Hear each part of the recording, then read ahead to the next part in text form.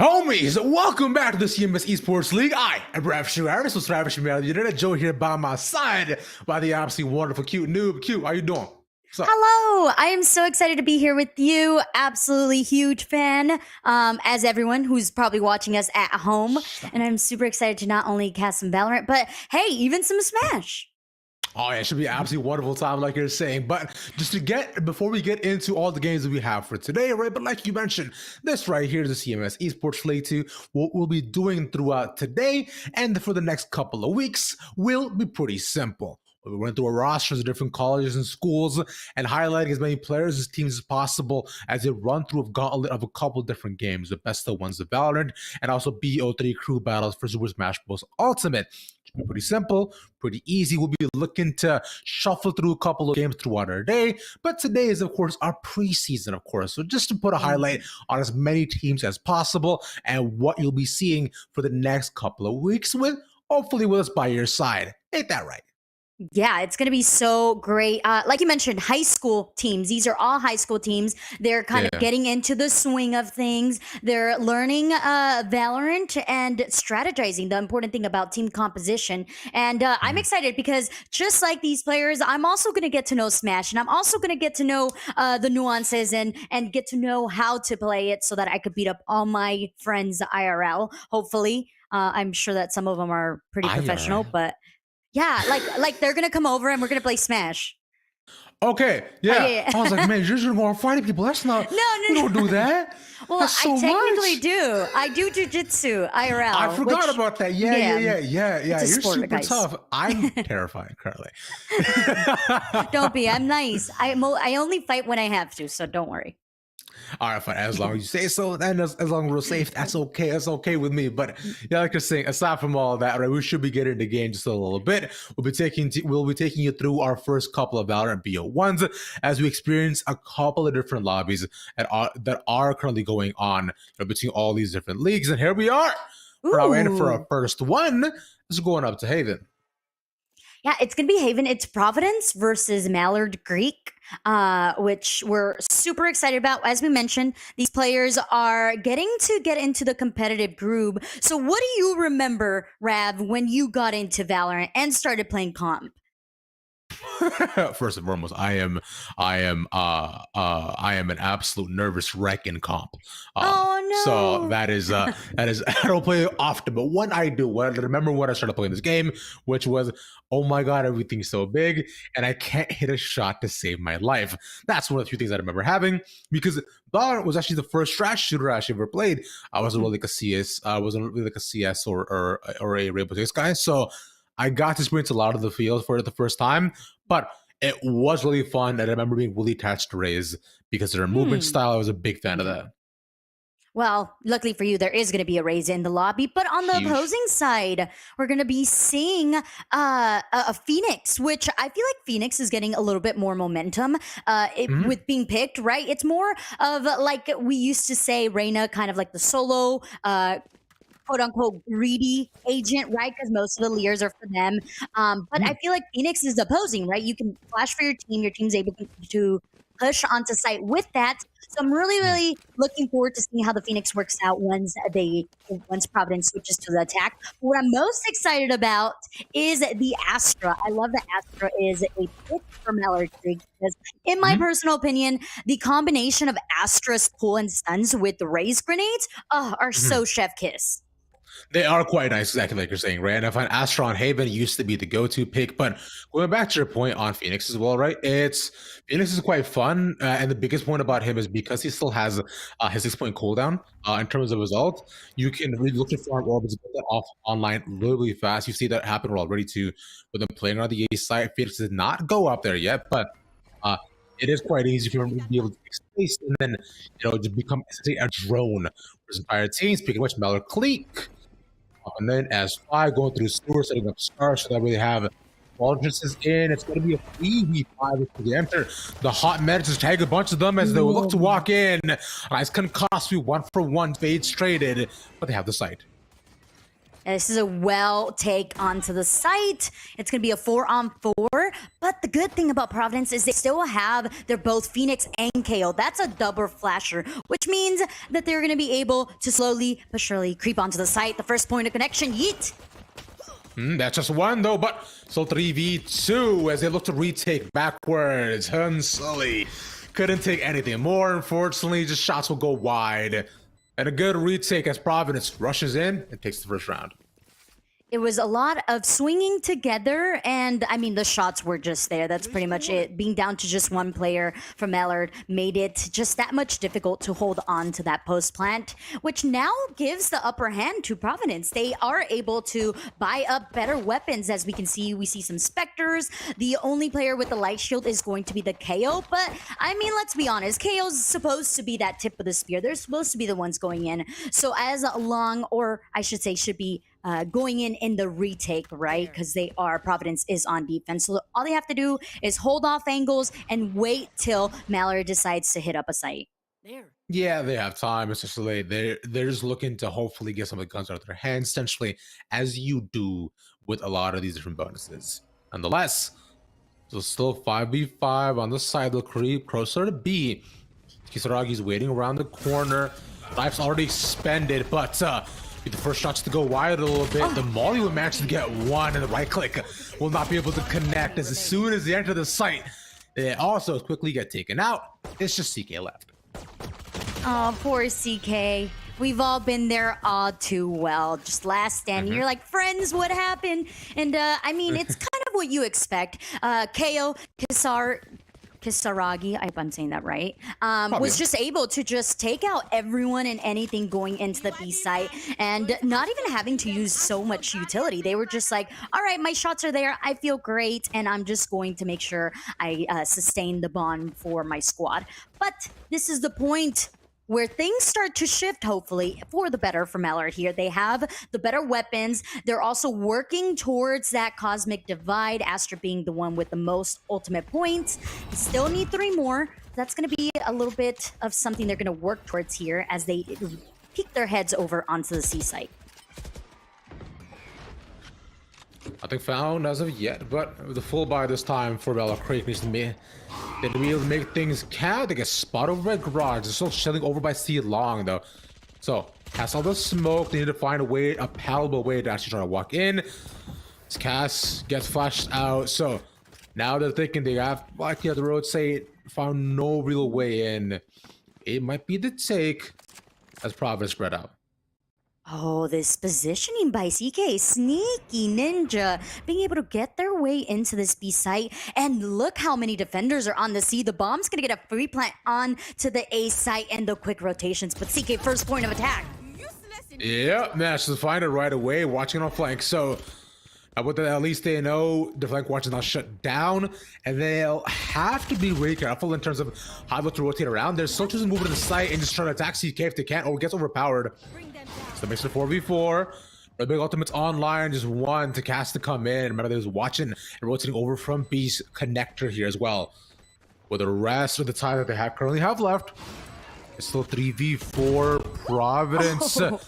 No, they couldn't flash themselves in. Power's not gone. A Mallow Creek with full in their hands. We'll just look to hold. Kisaragi's got to run out. And beautifully done there by Mallard. We talk about Valorant being a game of mental, whether it's you're down and you're having a hard time finding your way back into the game, or it's playing mind games with your opponents like we saw there. It was the fake out from Mallard onto C that created the rotation from Providence to be like, okay, they're gonna hit C site. Let's just all get there nice and early to be prepared. They used up some utility. We saw that Power use the blind into Garage, but that was just a fake out. The more utility you get out of your defenders, it's going to be the easier to hold the bomb post plant, which is exactly what Mallard did at that moment. And Mallard once again will have to face up against the guns of Providence too. They did lose a couple nice shots. Now with this, Seaside will likely have to be anchored a lot more heads on. They do have somebody by Garage as well, and Cypher is holding. There is no tripwire by the entrances. Instead, more of that is focused over by the C site, which they should find out as soon as they enter past the boxes. as that gets tripped because of the Prowler. So well done from there. Now from here should be a rush in. Powers chooses to back off. Trying to place the molly down instead. Doesn't have the timing. It's a clear long angle. Jay Gamer just get overpowered. Mallard with guns in hands. Safe to see sight so handily. Yeah, surprisingly, this was a round that, I mean, on paper, was supposed to go in the hands of Providence. They did have the better weapons, but it was with the patience and, let's be honest, with the shot of that Marshall onto C Long to take out the only player on the C site, which was Jay Gamer, to allow for Mallard to be able to get onto the site. And we see that things are going absolutely phenomenal here for Mallard. They have that Cosmic Divide. They're close even to the Rolling Thunder, as well as the Nightfall for Fade. So at this point, anywhere they want to go, the possibilities are endless. Fight harder. Anything exactly like you mentioned. Well, there's 2-2 now in hand. Providence is once again just hoping they don't get caught up in what I call the ping pong economy, right? They're save by currently. Centered all is 5. A lot of early rotations coming in, and because that Kiss Rock gets caught out, and the back of B side 2 would like to be targeted. Yeah, Blue making the same play, starting to move back, but they're going somewhere else. Yeah, and look how much utility is being outputted there by Providence. They threw out smokes. They even, Brim thought about using that molly to zone them out, but I think it was the grenades over onto the A side that created a little bit of shift of momentum. Cosmic Divide, though, invested onto the site. Ravish, they're about to hit, but in the hands of the defenders. Yeah, I don't think they're even needed that too. It's a lot being taken in. It's because this is the save on Providence's side, but it's wanted to short the round, and that they do. 5v2, Providence once again. Really any guns to be had, right? So, basically one investment and a round gained. Yeah, very well put there, Mallard. If you have the ults, why not use them? I love the saying, use them ahead of time so that you can already start building your next one. That's something that at any level you can learn is, yes, of course, there's a smart way of investing, but if it's just to make sure that you are continuing to grow your wealth, because let's look at the bank of Mallard Creek. They're rolling in that dough right now.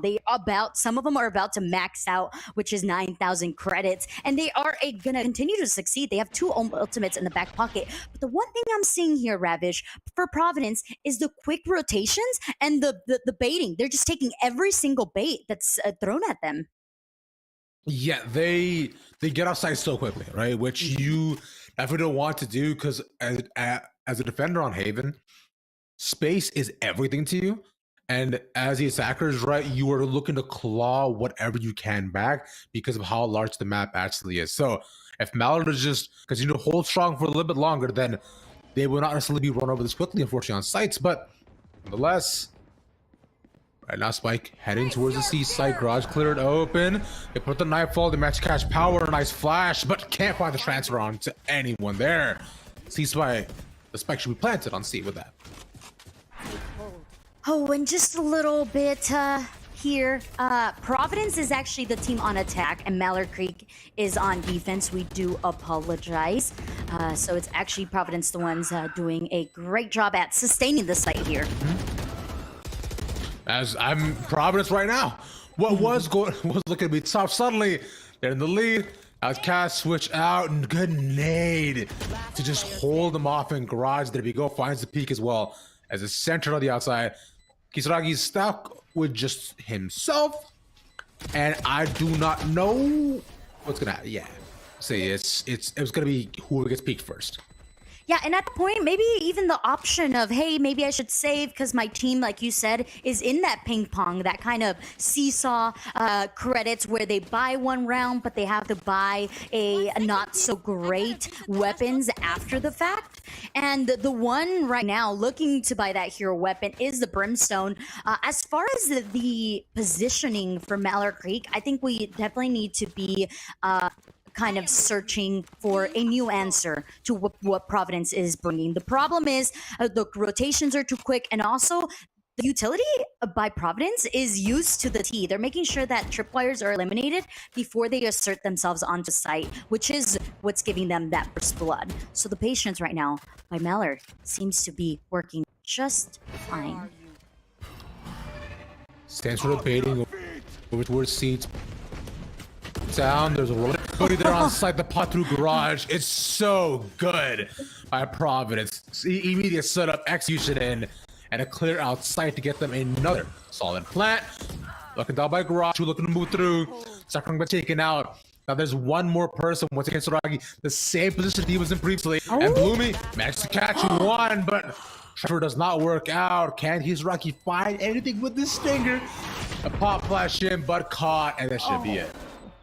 The timing there is so good. Tragic. And I like the flank. I like the new idea being brought out by Bloomy, which was, hey, they're not on my site, I could flank. That would have been such a great flank had there been a little bit more support, because we saw that Providence, they were ready for that flank. They had both CK and I believe it was Cass as well holding that C long. So 2v1 normally, especially if your timing is down to the T, you're going to get the trade-off and you're going to be able to keep numbers in favor for your team. So I like the idea, maybe a little bit of more detail to that, add a second player to help out. But with the weapons now being even throughout both sides, this B site may be just a tad harder here for Providence to take. Lockdown though should allow them to show the A site. Looking to walk around. Nice shot from Kiss. Oh man. Second transfer. Power turn back into him. And this is once again what we're used to. Providence, clean, fast execs. And I'll leave Mallard on the outside looking retake. I have to give kudos to that showstopper, a cast showstopper, just beautiful. CK ready for the CT take. The ultimate invested was just a hope, right? It was like, come on, if we can just get one more kill, I think this is very doable for us. But once again, down to just Kisaragi here, who has an Ares in hand and very difficult to take on the site. But going back to that showstopper, that's exactly what you want your duelist to do. Create that space for the rest of your squad to go in there. I would have loved to see it be paired up with a Haunt to know exactly where the opponents were. But, I mean, that's just me being picky here as a caster. Casted phenomenal, was able to get the first pick, and then the second, and remain alive, which is beautiful at that. So, the money, once again, rolling very, very deep in the pockets of Providence, who have found 4-point lead, and they don't seem to be stopping. They know exactly what site they want to take, and unfortunately right now for the defenders, they're not holding the proper site. Yeah, they made a bit of a gamble as to which side they want to try to hold. But this time, once again, they hear the early shots go in, they rotate immediately over to C. And now with Providence, they've done this pretty often. They've either been able to usually just get a pick off here, or just rotate immediately out. But getting one pick is nice. The second with the peek out, a trade, a Yi. That's a hope that you want to see from Mallard. Of course, a 1-for-1, but you do know that weapon deficiency is in the hands of Mallard. Oh, Ravish, what's the answer here? I mean, A site looks pretty nice. Yeah, that's it is wide open, right? So you saw the rotation already come in after they lost a couple of people, and I find that could have just been done a lot earlier, considering they know that Mallard is more than has been known to rotate early on, sooner rather than later. But them catching the B rotation is nice. So with this, they also have to worry about the flank here too, with them being centered. Both are pretty much holding on site. The one by the classic spot, and they're set up by CK for the trade angle. So this is easily done, and they're gonna have to take out the Killjoy. And if they don't want to be pincered in, Power finds a way to the side. It's just raised there, as that wall is not impenetrable, and they'll just leave Kisaragi by themselves once again. So beautiful, just knowledge there by Providence. They knew that, yes, they got the trade off of C. They were down a player, and a very important one at that, Cass being the first blood for the side of Providence there. But that gave it so much information, and they were able to rotate over to the A easily plant, and it was the flank of Hansei who was able to get the initial pick, and then just be able to create a little bit of fear in the minds of Mallard to be like, oh, there's someone flanking us, so we have to aggress onto site, and the rest of the squad was able to clean up town after that. Now, I would like to see a couple of rotations as far as agent-wise.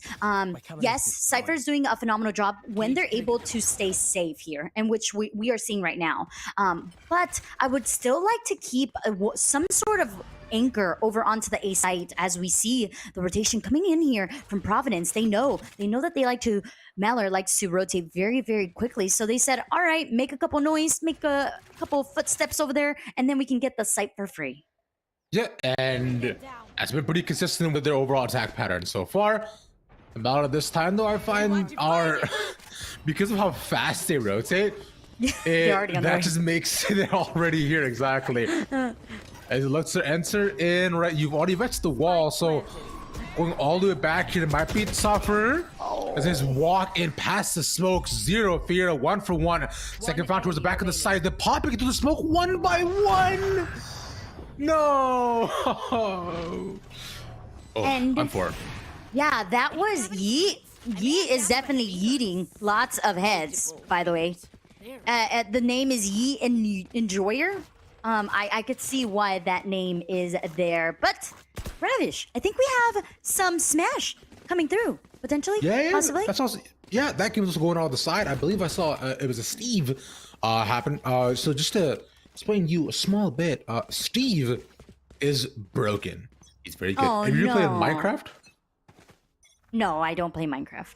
Okay, then I'm so sorry. I'm disappointing all types of people. There's so many layers to this that I might have to tell you on what he does and doesn't do. But it's fine. What matters right now is it's another A-side take here with just one person anchoring in, and he's just going to be pincered. It's one off layer. Power could not find any transfers. A-side open, but they need cover this time as they saw just how Providence manages to enter through one after the other.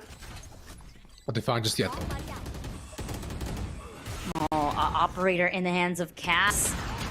The retake here. Oh, there was hope, there was dreams, but no, it started all with the fault line and the rest of Providence just being ready to aggress onto power onto the site. After that, it was basically over. The Nebulas were placed so beautiful there by CK to just stop any sort of aggression or any sort of retake there from Mallard there. And it was just a complete, right now, it's just showing the methodical gameplay that Providence is bringing here. As far as the defense here from Mallard, it definitely needs to slow down a little bit and just communicate a little bit more. What utility is being brought out? How many numbers do you see? How many footsteps do you hear? Just the simple basics of Valorant right now could really help out Mallard. Yeah, patience, I think, is the name of the game.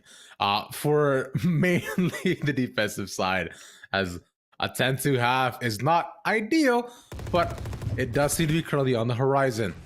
Shots fired through garage, and Molly going a little bit wide, but oh, the swing by one. Rolling Thunder once again, layered beautifully. It just seems like every single time they enter a site, they just have some way to clear out every person. We managed to get one, but it might just be one. It's a 1v4.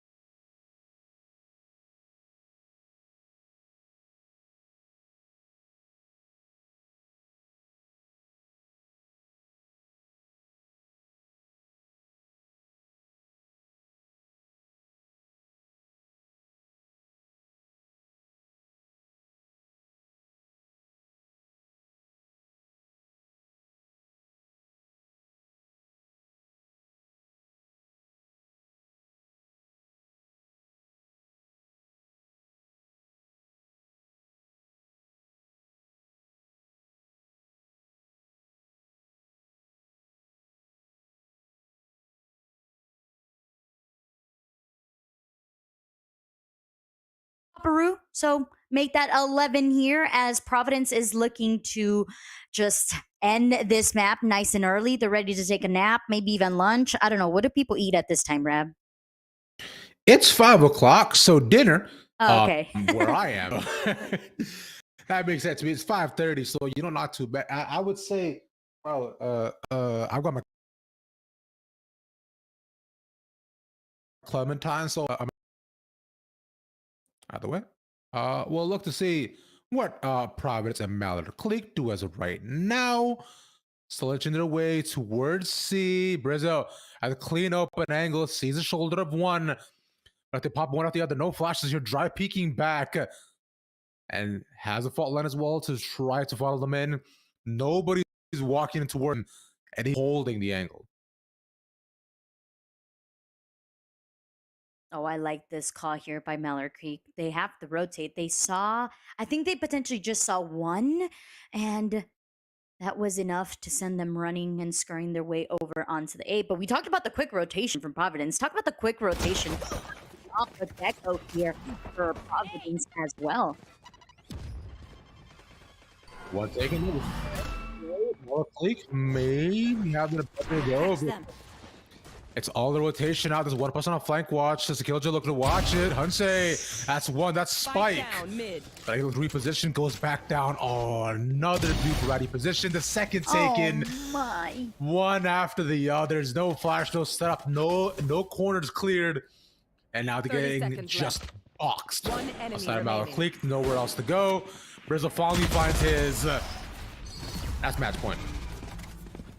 At that point, I think Mallard Creek did the best that they could. When you are getting swung from 2 different angles, it's very hard to keep your composure, right? You're kind of like panicking. I felt the panic there being brought out a little bit there by Power. But there's still another round. I have hopes. I have dreams. I think that there could be a little more juice left in the tank here. With the weapons that they have, it should be a very easy if they're able to trade off one another. And it looks like they're going to gamble their way over onto this A site, but this is a very scary site to hit here, Rev. Yeah, this is a bit tougher because which is the Russian. They have to do something as of right now, but Enjoyer gets caught up on the actual haunt. The Prowler should be able to catch him here too, but no. Doesn't turn the corner. There's locked up and seized, and a spray there with a lot of rotations coming in. You see Providence though is still being a bit more careful as they're not full rotating and walking in, but as they enter the side, seeking to get 2. But to look to swing on, finding one more, and all of Providence are here. That should be the game. Just so beautifully down. Technique, composure, and communication was the name of the game here for Providence as they take the first map under their belts, the W at that, and we do see Yeet Enjoyer being at the top of that leaderboard. But we're going to move on here to the second matchup of today. That's right. Onto Myers Park in the Palisades on Icebox. Currently, though, it's right at the beginning, which I'm glad we managed to catch that. It's huge. Still, though, as one gets taken down right from the beginning, it's being your Viper right on the attack, so not be able to control where your actual smokes and cover comes from. Might be a bit soft for Shock Dart to get one. Spike still has not been down yet, but his Chromatic clears out the rest of the site. Might not even need it. Just one person left. It's first round for Myers Park. That was a very aggressive defensive team. I like looked and like all of the defenders are in yellow, and that is very aggressive for a defending team. But hey, if it works, it works, and that's exactly what they got on the board. Now they get to reap the rewards and get better weapons. But I love their team composition for the defenders side to have. KJ, I feel like is a must-have on this map. I do enjoy Sage as well, but I feel like KJ allows you to do that damage and stop the aggression of your opponents to get onto a site. Yeah, it's massive for the amount of control that you manage to get, but especially because, like you're saying, just your control spaces and your post plants even, right, is a big plus point. Nonetheless, the Viper unfortunately got caught out once again. And Myers Park in a similar position where they control their sight lines and now the pace for the Palisades. I don't mind that Neon pick. I think it's fun, but the restaurant threats have to be good. Widget Hilo to set you up. And he pops out. They are on the ante, so not gonna be able to do much. Cam with just a classic to get 3. Oh my. You always you said aggression and fast hits, and then Myers Park was like, yeah, don't worry, Rap, we got you. We're aggressive. We know how to rush. So, it is going to be Cam. The thing about Viper, for all of our friends who are just getting into Valorant, is Viper provides that split of sight or a split of a corner or any sort of a cubby that you want to create, illusional wall, if you may, is what that Viper wall does for your squad. It also inputs damage into the opponents, which means that your opponents are that much more vulnerable than they would be if they had full health and full shield. So as we can see, that Cam is going to be the tip of the spear over onto this B. Aggression. I'm gonna walk in once again. One person taken down. It's unfortunate. Cam have to walk up past the smoke. This should be easy. Does then unless he get knocked in. And he takes past the cubby. Sees one. Well done. Second shot up top. It's an easy transfer. Gets a free gun here too. Third found, but can't find the flick. So just one left. And another solid game start from Myers Park. Myers Park, more like Runners Park, because they are running to that finish line. So quick, so smooth, and so sneaky. It was so, I feel so bad there for the rest of Palisade. They were aggressing onto this B site, but you talked about it before, Rab, which was you need to allow your initiator to do their job. So I'm not seeing a lot of recon bolts. I'm not seeing droning happening here. So for the Soba, you need to use that utility, and then you need to add the Neon into the mix, create that space, and that's what's going to be happening here over onto the A site. But Hide My HND does go down mid. Need a bit of time. Right, he's been pushing up pretty far forward each and every single round. But the ace tech they currently have from Myers Park, they need a palatable way to actually walk in. They usually just pass the Neon to set the concussions and just simply force back the rest of the team. But unfortunately, Cam way up top, who's been having a hell of a game so far. He's getting pick after pick. Look, he sees another. Sorry to walk in, and it's just a dry walk in. So yeah. Cam, he was being confident to push forward. Not much more gonna happen here. Oh my. I love the new positions being held here by Cam. And it's the reading them like a book story to me right now. Myers is becoming a little bit too predictable. You get the mid pick and then you get the aggression over onto the A. But let's head on over to some Smash Bros here, Rab. Right, so we got Sephiroth versus Yoshi. Now, we got Pigmar and Ink on their side. The RG players, I thought have been popping off a lot more recently. So that makes for a fun little match. Sephiroth too does a disgusting amount of damage, but he's pretty light so far. Trying to get some damage done. He's at 147 though. And there we go, that's the first stock. There's still 2 more available here. But hey, that's always a rough one. When you lose the first stock, you're kind of like, okay, I have some making up to do here.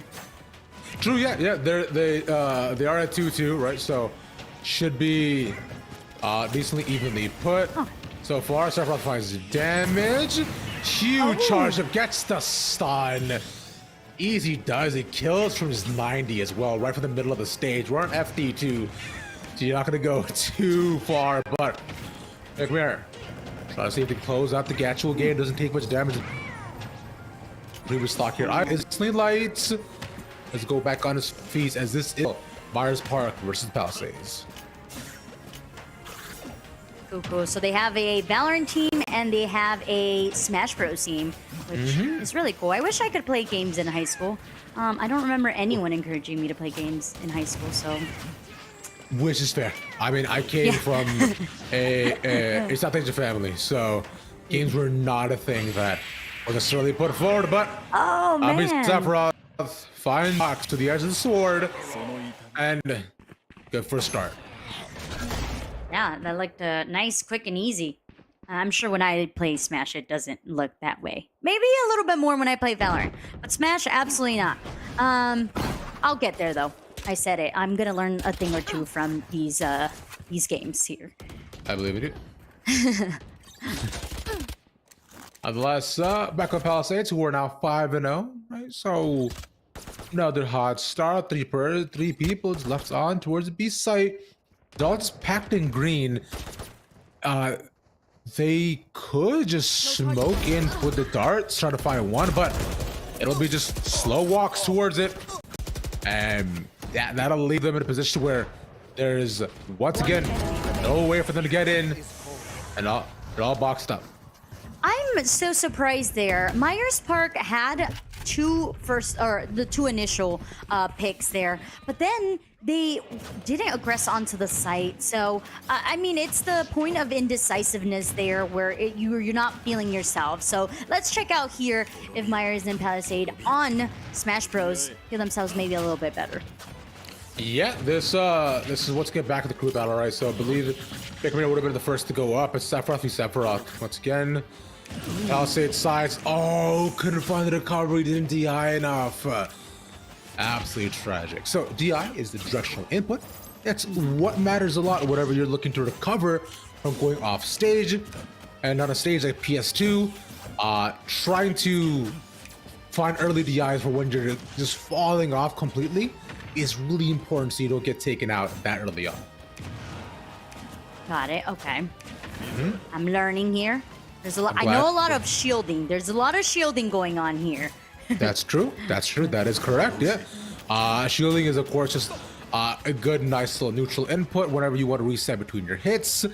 But between the two of them, oh no. Oh. Classic We Nintendo hate things. those. Yeah. Yeah. I did another high school event. I will come back to that here as things are so tense on this icebox. I think they at least got a spike down, which is huge, right? Still 1v2. Don't get sprayed down. Myers Park. It's just holding. There we go. They do eventually end up falling in terms of the actual Viper's Pit. The wall goes up. The spray just there. They can't actually find the shots. Oh, no. And they defuse. Pros don't fake. Well, it was half a fake, so maybe they're half pro there. Because they held it to the halfway point, put up that Viper wall to create that blockage of visibility, and then stuck the bomb after the fact. It's just, when you're dead, folks, my biggest suggestion here is ping the bomb away for your friends, because you might think you know where the bomb is, but sometimes things get a little bit, disconjointed in your head, and so you're like, okay, I think it's there, but then it doesn't go through. So just a matter of timing being a little bit off, and of course the knowledge that we are seeing be so potent there for Palisades. Working out really well. Early Viper's Pit put down to cut off A as an option will cause an immediate rotation, but they're watching over from mid. Nice first shot. The second looking to be found, and there we go. The mid cleared out. Same by the same angle can be a little bit tricky, but you gotta be confident in what you're able to do. As look at the setup they have for the Killjoy. Is pretty much all by the entrance, just cut that off as an option.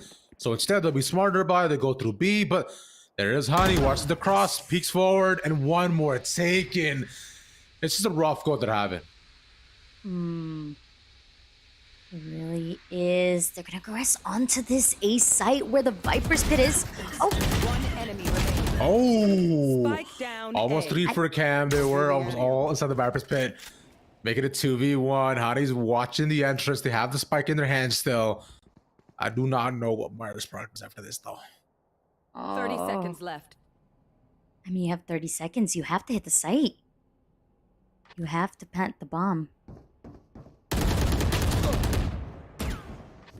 It's a swing. It's the fake, but it's Honey with the classic right clicks. Never looks so clean. And hey, will you check out that Oni 2.0 there, Rav?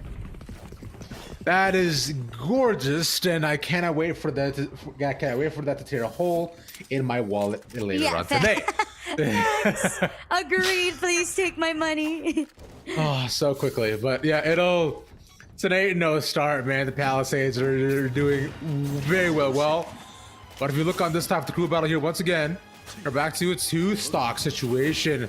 The two of them, Palisades, of course, ahead here as well. So can the school continue to dominate? That is the question.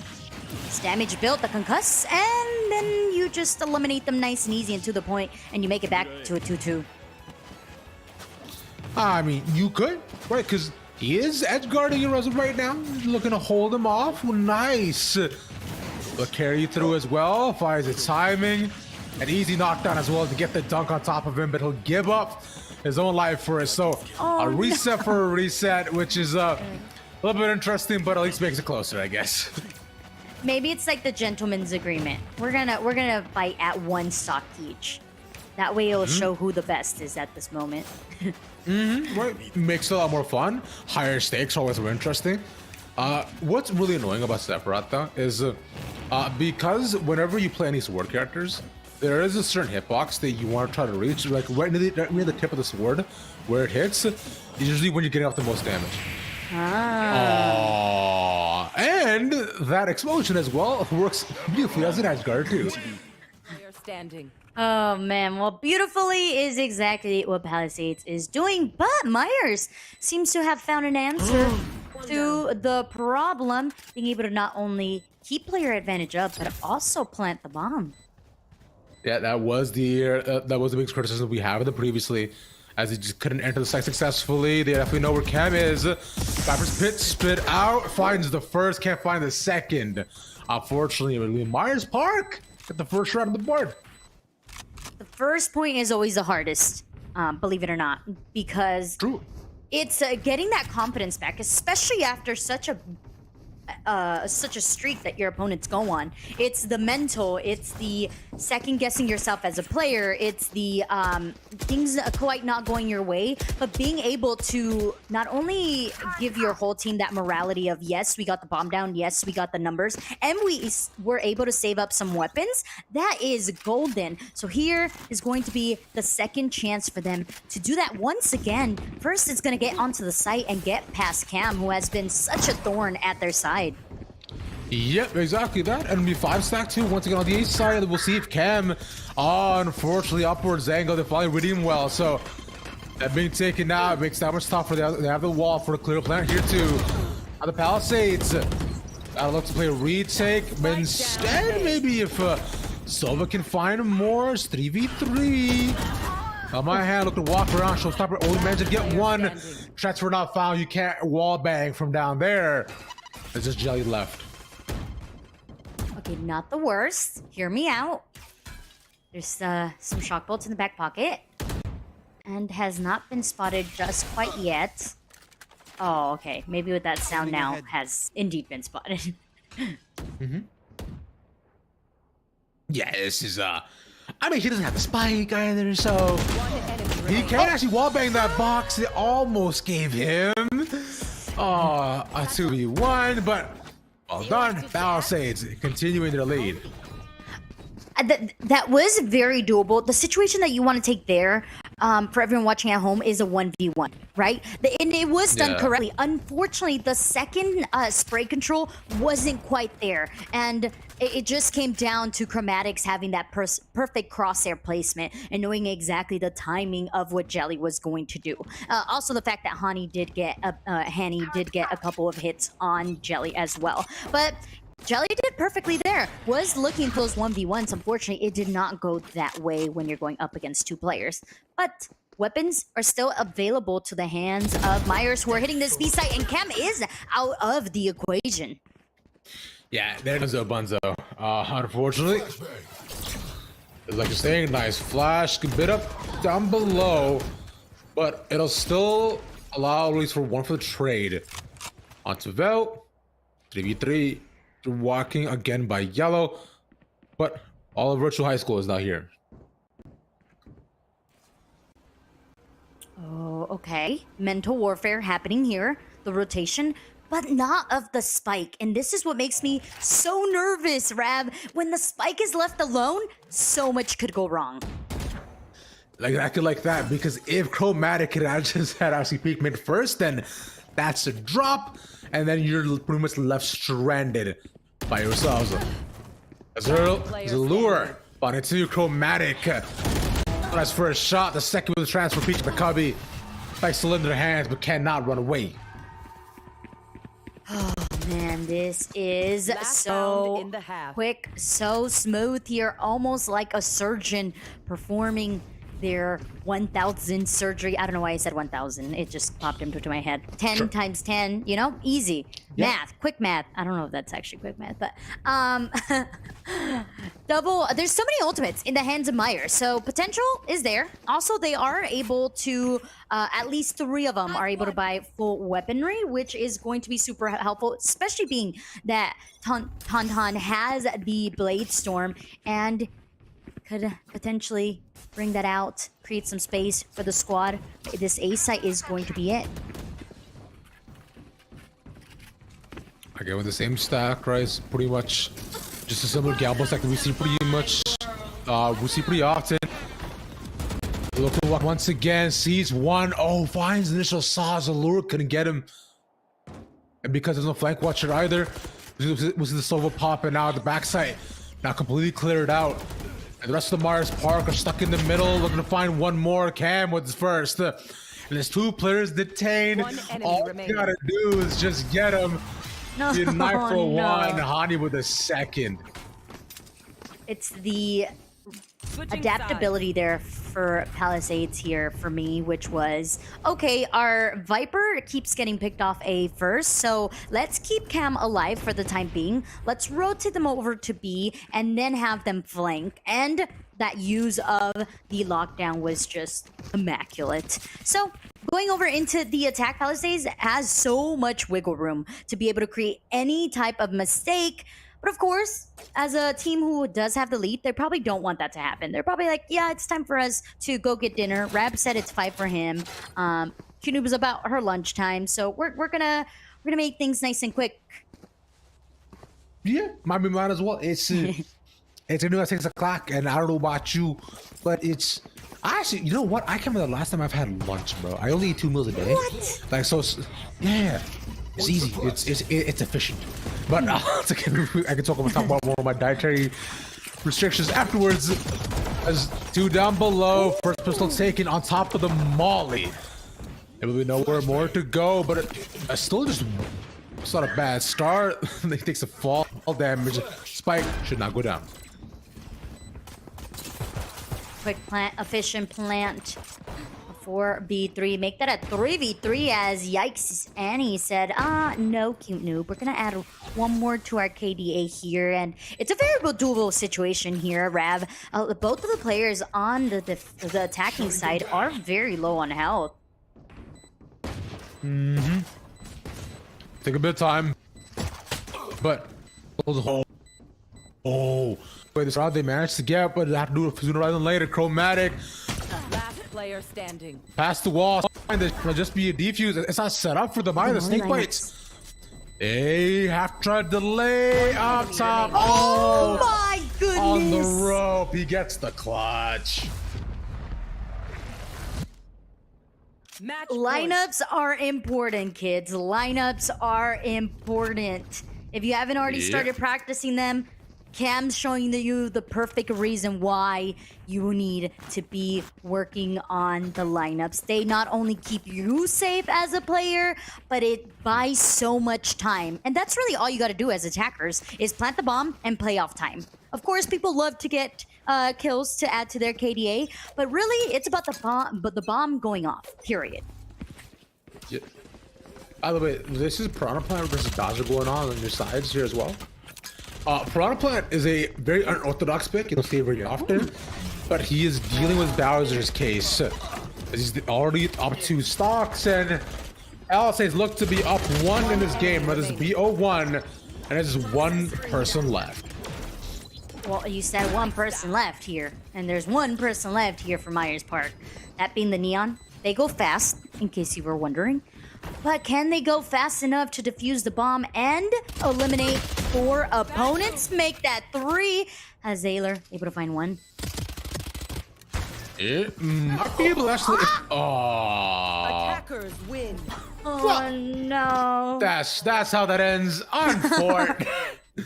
That As was, we love it. that was timing at its finest. All good, all good. But we do have another game in front of us, a virtual high school and JT Williams.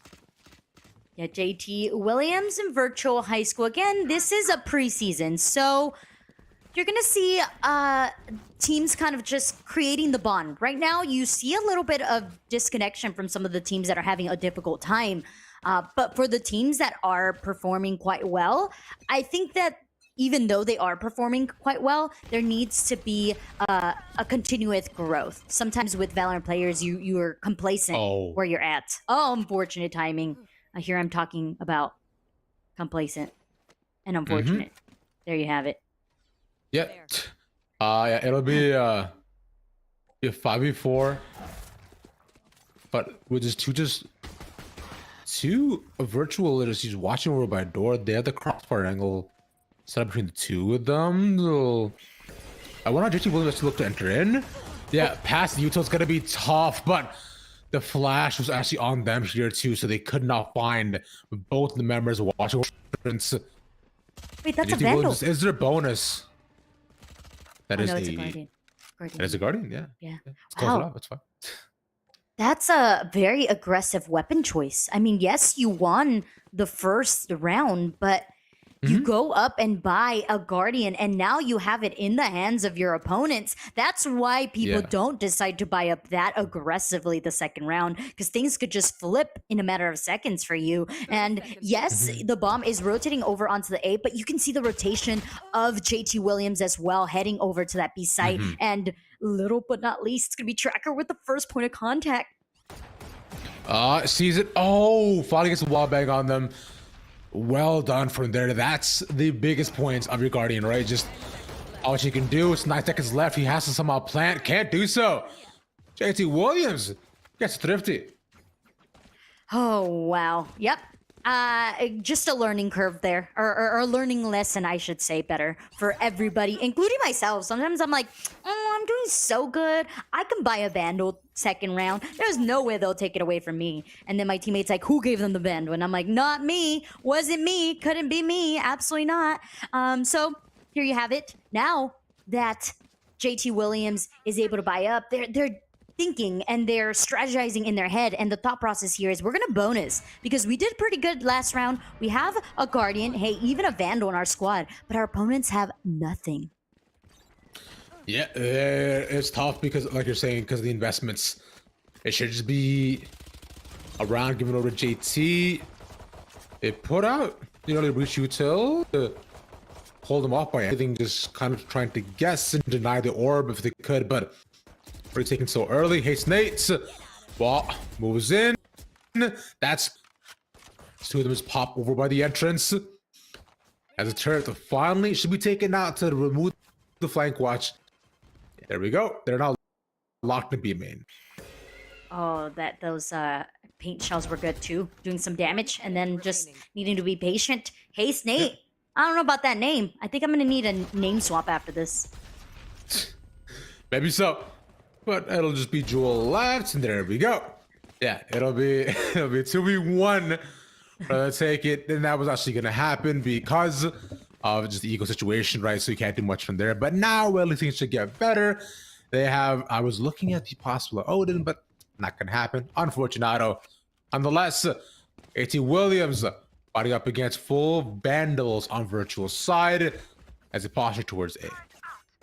I have to ask you here, Rav. Well, how do you feel about the breach as opposed to the fade, or even possibly, hey, the sky on the side of virtual? So I would say I'm the biggest KO fan, and the big tier advocate because what's your knives mainly the biggest beta pick. The breach isn't bad if you're looking for flashy initiators, right? But the toughest part with him on Ascent is you need some sort of and which info initiator are you gonna pick will be what depends. Oh, tragic from Tracker. He was looking to set the entrance. Himself Nowhere to run. Virtual, take over it. That was an unfortunate case of timing and also not having a lot of eyes in the mid area, right? You had the Fade, but I believe that Fade was playing back of mid, kind of sort of their spawn area. So not having that information really ended up biting JT in the bum. But now all they have to do is play together and take these fights. Do you see a split happening here, Rev? Like you're saying, still 2v3. I mean, they're up top. They get spotted by the turret. Nice flash, but fast the entrance in. There's be wallbangs galore. Not much more to be done. It was a good, clean take in virtual high school. The way they walked in, right? It was easy to clear out 3 and hold it from the rest. So, a learning lesson there. Mid control is important, having sight and knowing, like you were talking about, what information are you gathering? You're not using the breach to gather that mid information. I don't think we saw any type of hunt happening there from AM there either, which was causing that much map control to be in the hands of virtual high school. So it's going to be a difficult situation here for JT as they do go down to low weaponry buy, and they also gamble stacked the wrong site, but a quick rotation at that. We do see Breach making their way over onto the B. 2v2. Sorry, I was saying 5v5 with 2-2 on the scoreboard, I should say. But the Killjoy util is by the entrance, so it should be stalled off unless they smoke to allow the race to possibly walk in.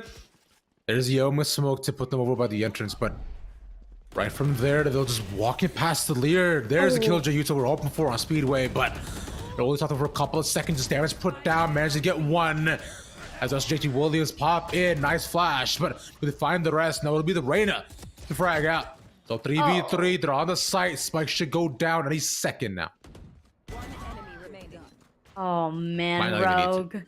Yeah, Rogue's like, do we need the spike there, Rev? I think we just go for the kills, and that is what we see.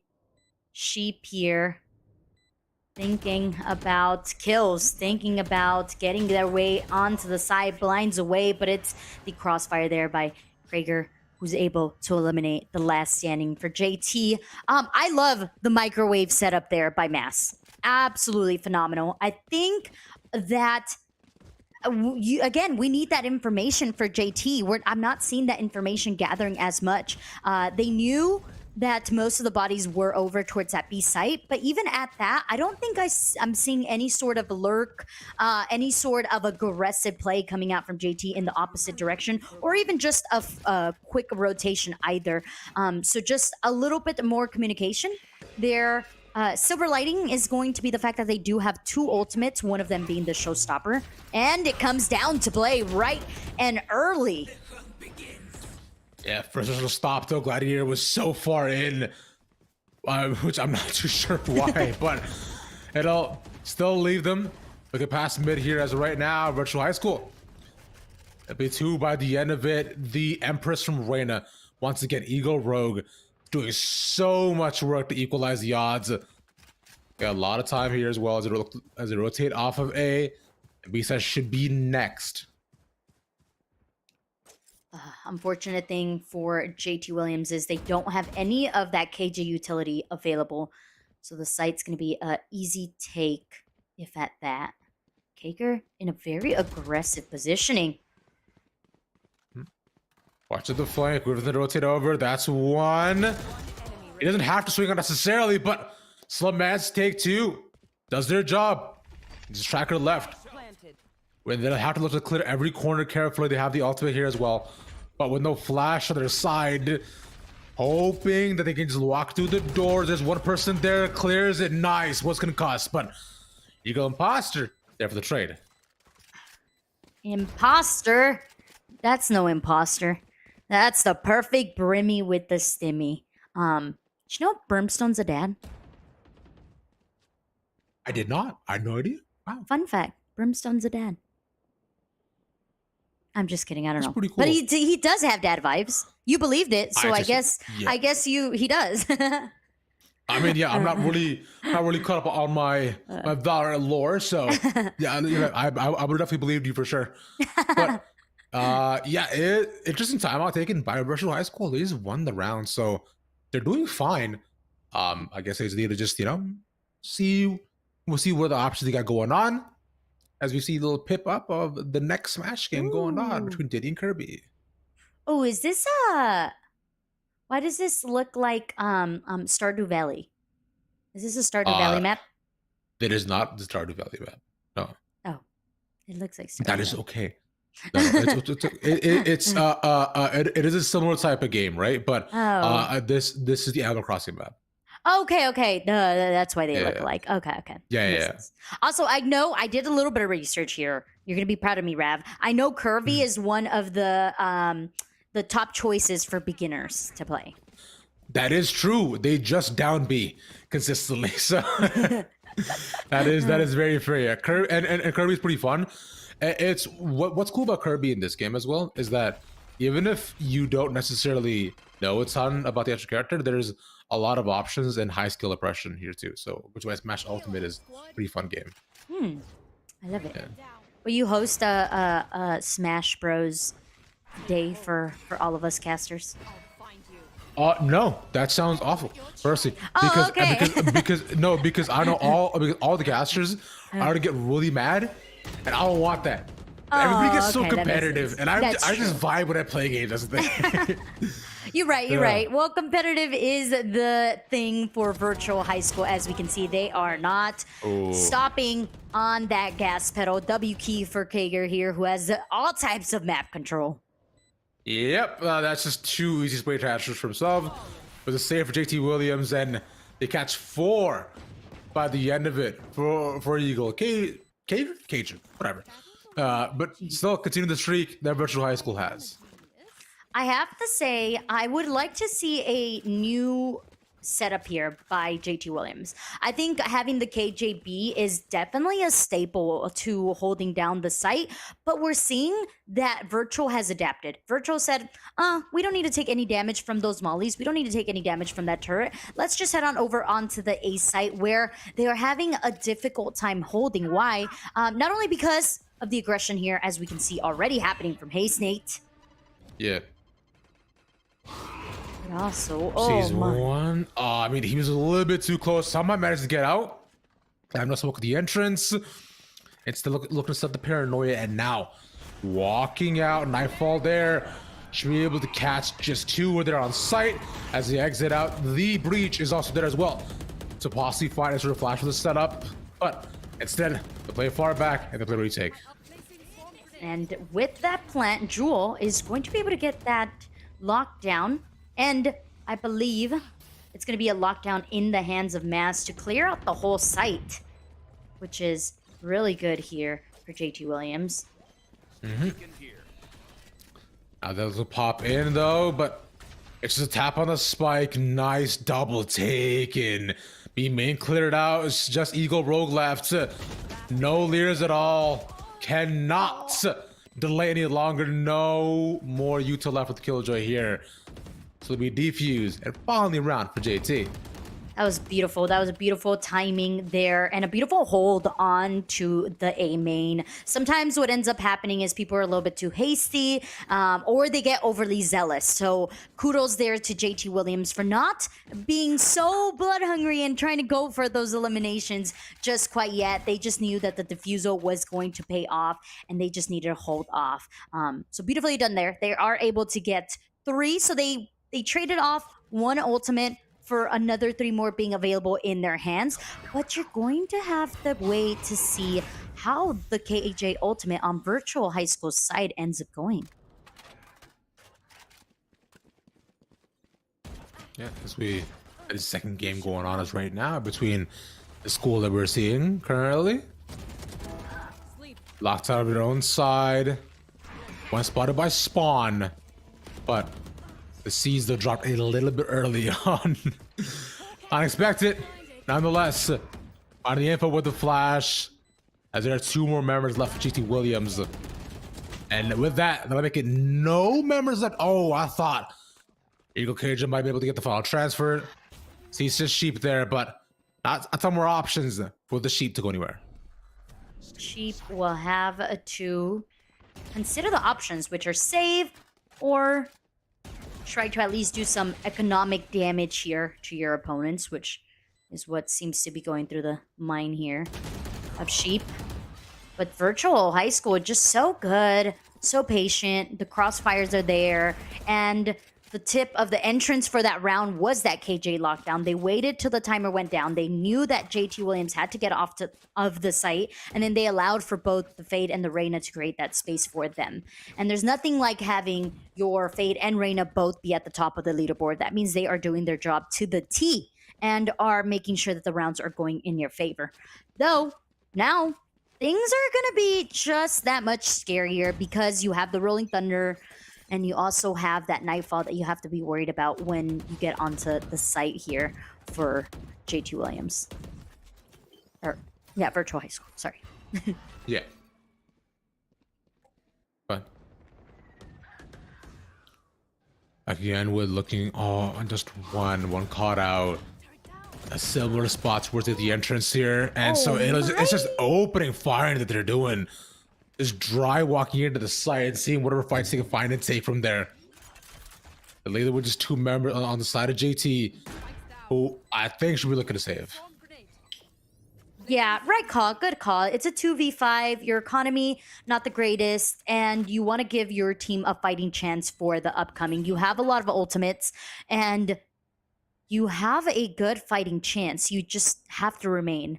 The toughest thing that I'm seeing here for the side of JT Williams is how easily Virtual is being able to get onto the site. And you said it, without investing too much utility. They're not even using flashes. They're not even using any blinds whatsoever from the Reyna. They're just walking onto the site, and the shots are connecting. So that's telling me that JT Williams needs to make sure that they're not peeking angles. And if they are going to peek an angle, you have to be tradable to your teammate. Yeah, it's rough because just the way they're stacking up, right? It makes things that much harder. And even with one getting caught out to make it 7-3. Looking for a possible 8-4 half inside of Virtual High School if they possibly can, but a timeout for their side. As we see what's going on the Smash game. Isa is doing pretty well on the Sadness. Isa. Oh, man. Come on, Kirby. I know you're good. I believe in you.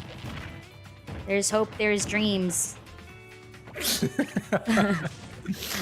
You have to cheer them on. You have to boost the morale. I'm sure Smash is just about as much as morale as Valorant. Technically, I mean, I find with a lot of fighting games, right? It really does come down to momentum as with many games. But yeah, morale is huge, right? Because because it is just you and another person, so it really does depend a lot on you to just keep calm and cool. And there we go, Isa. Okay, getting the dub. As we look on another game. Stay versus Myers. Is this the rematch? No, I believe this is another team as well. Oh, okay. I'm so sorry. Pretty soon. Okay. But on the other end, a fun fact. So the Jet's name is Nisekoi, which is a pretty cool anime.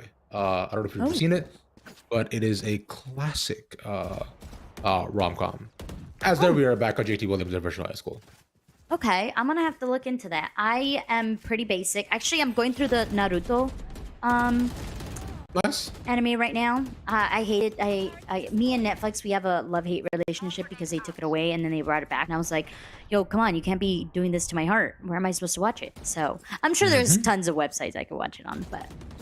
Just fine. Yeah. Netflix is chill, but as of right now, Cage probably wants to go watch the meta himself.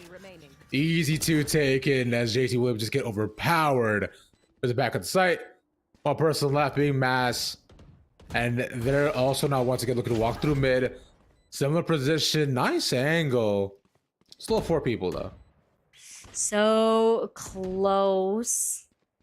Mass says, yeah, okay. Kager not even giving a chance whatsoever. And 8 points onto the board. If there is, maybe, okay, hear me out here, Rav. Maybe they're trying to work for the 9-3 curse. Possible. Yeah, it's I would say, in my opinion, I don't believe in curses usually. What? I feel like Okay, now, you're yeah, good. You're good. I'm just not on their side. It's just it just doesn't happen half the time. Be more often than not, it seems like that we got this, and then maybe things switch around. But once you get to 10, things seem tougher and tougher. But talk about the one that happens, Nightfall goes out, getting the trails on 2. Yeah, Legato enter the site, passes Nightfall, but Tracker's ready, waiting with the Rolling Thunder to hold him off by the entrance, and it catches all 5 here. As the rest of the members walk in, they're still just walking, going through the smokes instead. One taken by Sheep. Spike not looking to be planted here either, as JT Williams going through heaven. Nightfall now also expended. They know they're all already there. Eagle Roll takes a really confident peek up top, as Sheep's not watching. That Spike should go down. Oh, that was looking so good there by JT Williams. That Rolling Thunder, like you stated, hit everybody. But now it's just down to one single player. Mass caught needing to push the site because of that orbital strike and goes down to the hands of Reina here.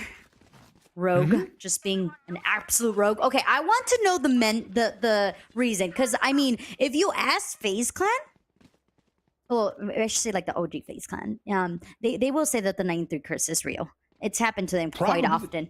So I want to know what the mental of that is, because there has to be some like scientifical reason. Like what happens? Maybe you get overly confident, or you get maybe overly zealous, and you start like just thinking it's over, so you relax. I don't know. Somebody please do the deep in diving of that for me. But right now, sitting pretty at the top is going to be Virtual High School, who are now swapperooing over to the defense or attack, I believe. Or am I wrong on this? No, right? Well, there are other defense. Okay. It's either way, it'll be one to be taken.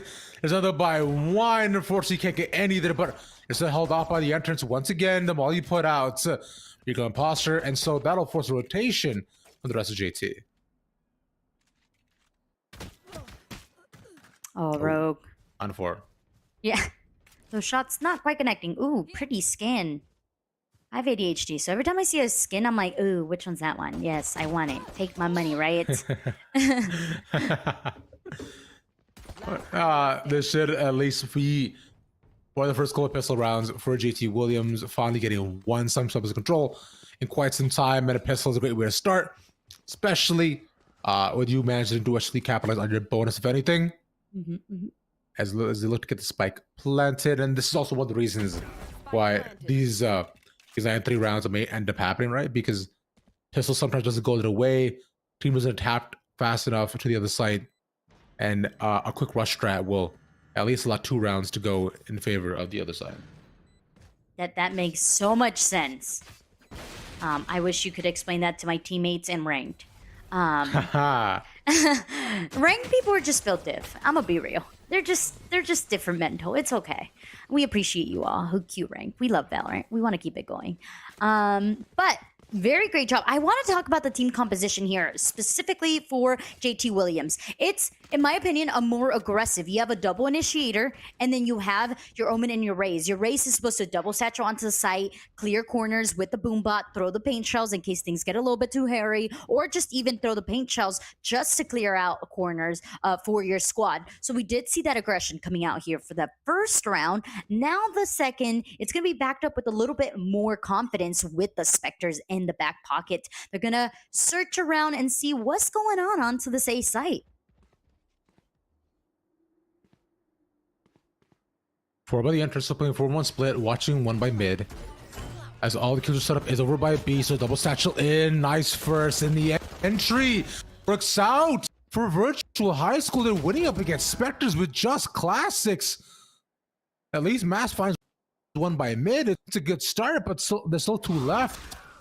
Spike is by the entrance, that's by Sheep, but they picked up weapons. This is a tough situation to be here. Sheep able to collect the spike and reunite with their teammates now is going to allow them to at least take on this 2v1 fight over onto the B side. But is it really a 2v1, Rab, when there's a chicken involved? I mean, maybe. That turret is quite nice. Does the most work, but the smoke, yeah, should be able to hold them off there.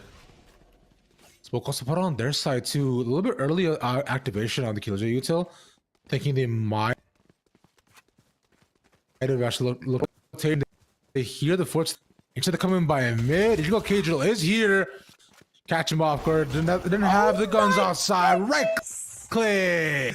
By Eagle Imposter. And a thrifty, and that is on patience. That is on just composure there by Jewel. Yes, the utility was popped nice and early, but that created the fear on the JT Williams squad to say, yeah, we don't want to go here. We don't want to worry about anything going on here. And it was the not looking at the same direction mid. Of course, that's just something that you can't really rely on. And the right click is just built different. The right click, I don't even know. It's either a hit or miss. It's gonna work for you or it's not. So I remember seeing, just recently as well, how EU managed okay collapse by the end by right So click, which is crazy. insanity. Yeah. At least Rituals 18 now looking for another option on how their way in. Shoulder either major entrance. So he's walking past the flash. Oh, completely turn away from it. You leave to be overpowered. 3v4 on the side. Oh man, that's so unlucky there by Rogue. Had the direction, just didn't have the perfect angle there on that kill. And JT Williams, 2v1 or 3v1. Sorry, numbers are hard there. Ooh. Okay, that works out. The enter over by Heaven, 2 taken by Gladiator. And Virtual High School. What seemed like a round I think might have to give over to even on the save, but nice 3K will put them to 1 away from match point. Oh, so a close and such a rough loss there by JT Williams. They had the numbers. They got onto the site very nice and quick, but it was just the over peaking and the perfect cross spray control there happening. But we're gonna check out South versus East. It has been requested by our stream here. 7-1, right? South Mac doing really solidly on Icebox so far. We've seen a decent spread of events, but I find just the most commonly we'll either go to Hyven, Icebox, or Ascent. And that's the maps that most teams are comfortable on. South Mac wanted to push past mid, but through a Viper Orb and an Odin might not be the safest of routes. The wall gets put up, and they're just centered all inside. And then also now can't make the way in either. Damn. Spike down mid. Yeah, rough place to be in. Thankfully, Rory's heart has resurrection. That's such a cute name. Please, Sage. That's so nice. I will take one more. I'll go left with Elliot. Oh, seconds left. barely gets the Prowler and the That's blinds. Clutch from themselves to keep themselves alive, and the turnaround with a jet. Force to drop the spike. Oh, timing was in the hands of East Mech's hands. So perfect, down to the T, easy peasy. And a timeout at that. So after that loss, you didn't waste. You used a resurrection, right? You got timing on the Prowler. It's just like little situations that really could dig into your skin, and you're like, oh gosh, like we had that. We just like made just this insy bitsies of timings there that made up and created that L. And of course, mental needs to be worked on. Just a simple pep talk to get them back into the groove of things. But that's exactly also what JT Williams is trying to do here as they face the last match point. They want to make their way. They want to still create some wins streaks on their side, and they're going to start by aggressing onto this B site.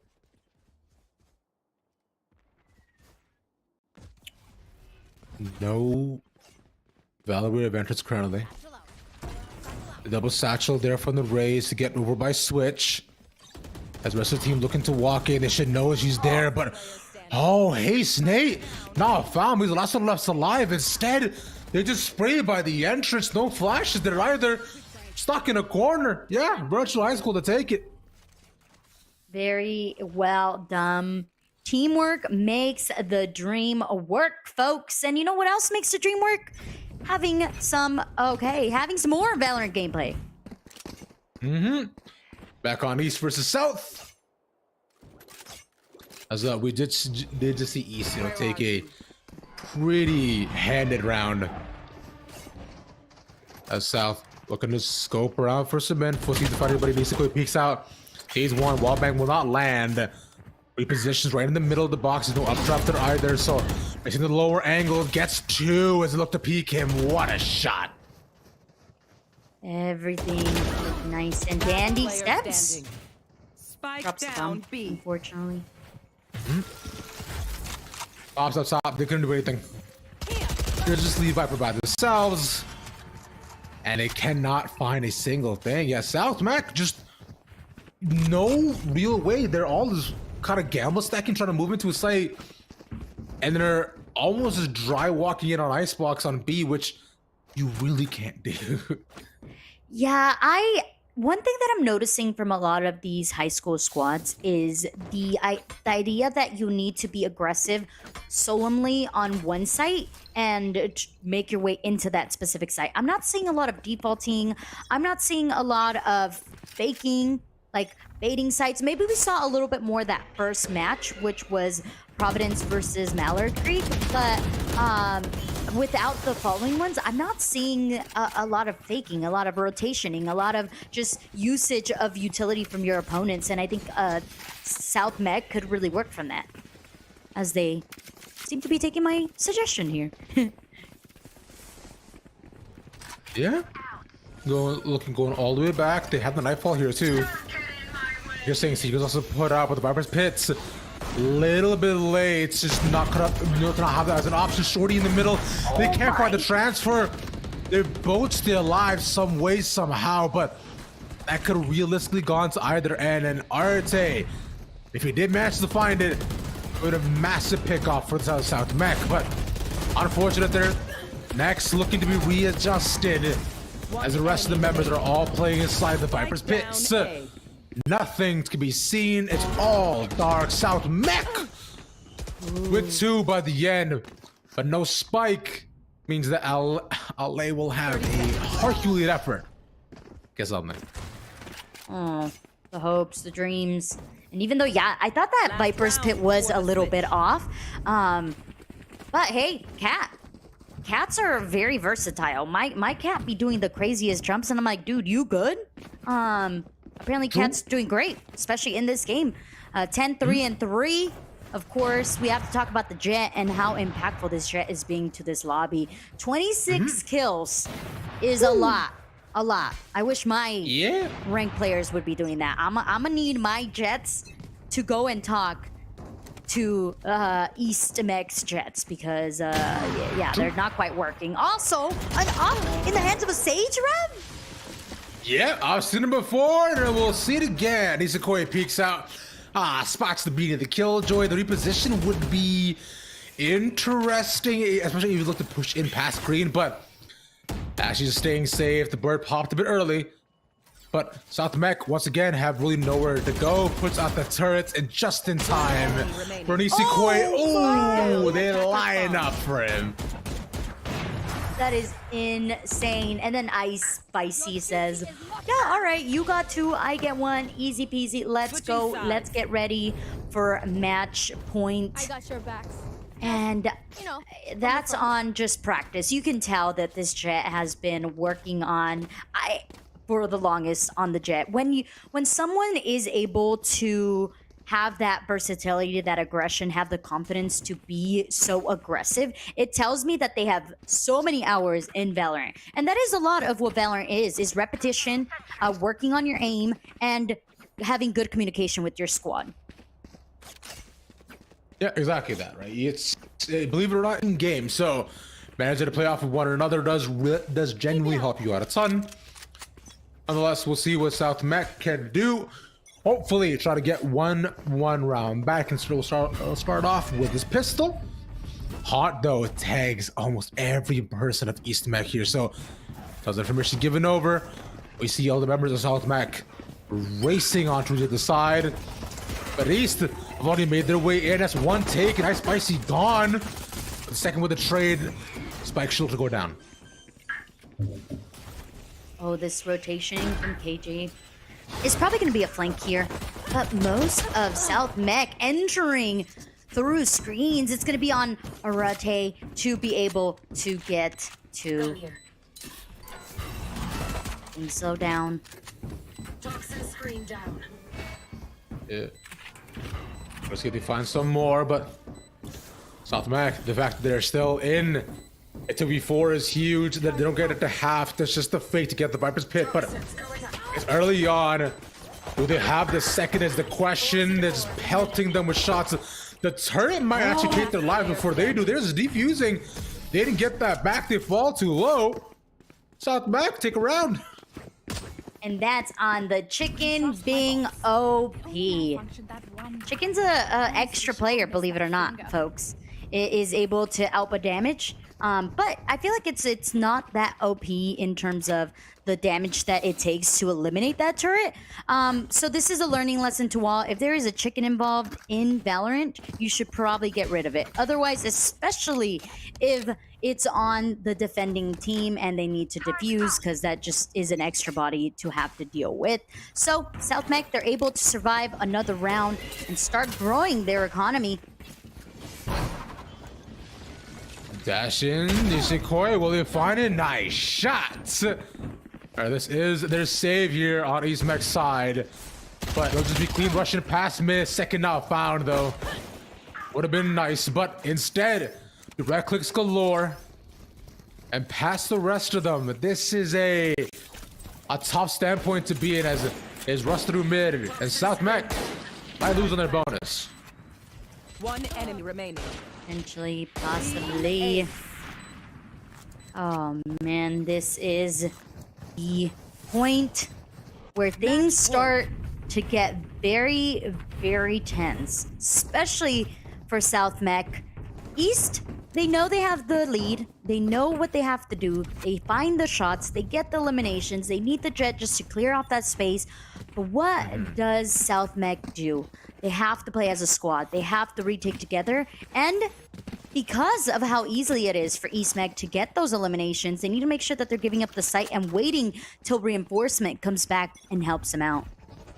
Yes, desperately so. Early siege wall over by kitchen. So cut that off so no mid rush can happen this time, but instead it'll be the actual A take deep sky flash towards the sites. As the dogs just get traded to find the info. One caught in the corner. Ellis is stuck, spraying, but nothing to be taken besides just a couple pelts of damage. And from that far, Nisakoi takes one. Oh, tried to get the knife, couldn't do it with the C's. And they just want to close things out against Rory's heart. They're actually all gonna try to knife him. Come on, man, he's gonna win. Okay, yeah, there we go. Thank you. Attackers win. Not Rory's heart. Don't go breaking Rory's heart. On 4, but hey, that was pretty much the first half of our day 2. The couple games that we just saw what Smash was going on throughout. What we'll do is we'll take a quick 5. When we come back, we'll have more Valor and Smash for y'all. See you in a bit.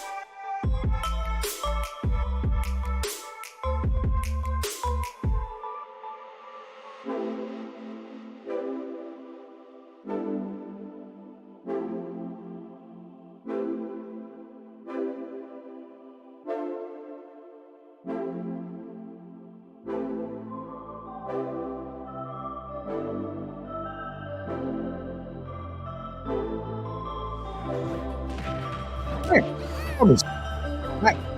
Okay. Yeah. Oh, right now, we are seeing that the king is doing king things, just absolutely putting Kirby here to work for the side of South Mech. Kirby down to the last stock here, and things are not looking out too great here. Yeah, Chelsea was edge guarding for quite some time, trying to get the dunk and can't do so. And one after the next, he's just being stuck towards one side. So Fab wanted to find some of stage control, but nah, it just goes on one after the next. Yeah, you just cannot do this. Fortunately, so I'll make it so that I believe it was East Mech to get another dub for themselves. Ooh. They are in a row, back to back to back. And we're also in a row because we're about to go into some more Valorant, right? Yeah, I believe so. Yeah, it should be it. So they were going on to Hopewell versus Hopewell versus Olympic. Right, might see more Smash right before that too, but things should be rolling around shortly but smoothly, like you're saying. Right, so we still got a bit of time before we get into all that. Yeah. So, how is your experience so far here, Rab, of this preseason here for CMS? I think I'm chilling. Right, it's been nice to see just teams looking to show up. It is pretty dominant so far for a lot of these teams. Right, I find some of them do seem a bit more practice than others, but that's why we have these next couple of weeks for teams to look to form, practice a bit more, and then see if they can look to put up much more of a fight the next couple of weeks around. But I thought we could say that, of course, for both these sides, because teams who look good probably continue to be good, and teams who look a bit rougher today, then maybe we can look to find more as we look to head into the next game. Ooh, and we get Pearl. Nice. I love Pearl. I love Pearl because it's not only just an aesthetically pleasing map. I feel like as Valorant brings out more maps, they are more aesthetically pleasing. Lotus is so beautiful. It kind of makes me think of oh gosh, why am I blanking on it? I always think about it. I'm like Greece. It gives me like Greece vibes with like all of the like rustic type of looks to it, and then you add the greenery, and I'm like, oh, that's so pretty. So we get a little bit of that here in Pearl. So Yeah, Pearl's a fun map. I agree. It's fun, especially in terms of just how you look to move around the map as well, with how important mid can be, and just playing up early contact plays is a lot of fun. Because from there, the snowball effect can take place very greatly, and a lot of the times, this Pearl can be about just timings and aim duels that do happen with long angles and where you're holding. Nonetheless, looking over onto Hopewell versus Olympic, comp so far seem pretty standard. Yeah, I do like that we're getting more Reyna action too with with Hopewell on this side too, because Reyna tends to be pretty fun. Usually the Reyna players tend to pop off. So I have to ask you, what is your feels about a double duelist as opposed to a double initiator here? I would say on Pearl, it's more so I prefer the double controller instead. So just your Vipers, your Astros, your Omens. I find that's more the meta pick because of all the space that you have. Right, it's a lot more ideal. But if you look at a double duelist, essentially you're looking to just rush in. Now, if you're starting off the defense, that might be a bit tougher for you. So we'll see what Olympic manages to do in terms of just looking to hold things off. I imagine a lot of things will come down to aim duels. On the other end, though, what I'm seeing for the other side is a bit more standard in terms of the comp that I see. I would have definitely liked maybe an Omen on this side, even a Viper too would have been clutch because they are very good on just hold out. But the Fade, I find, is something that is very prominent up Pearl. Which duelist, or sorry, excuse me, which initiator would you have traded off for that extra controller? I I know I'm putting you in this tough situations. Yeah, I'm so sorry. No, it's okay. You know what? Like the comp they have as of right now, like works really well off of one another. I might have honestly just taken out the raise for the second controller. Just gone for a no duelist type path on Pearl. Because in general your chaos will be good at taking space, but what Hopeful has though is in a sense like a pretty classic comp. So I actually don't mind this at all. Nonetheless, for that Olympic, I would be interested to see how aggressive they do manage to get. The spread as right now though is pretty even, pretty default, right? 2 on B, 1 nearby playing a floater near Arts. Instead of moving past doors, they've chosen triple stack down below. This is going to be a interesting first round. Right, they're decently far up. Pop should know to get all the information there.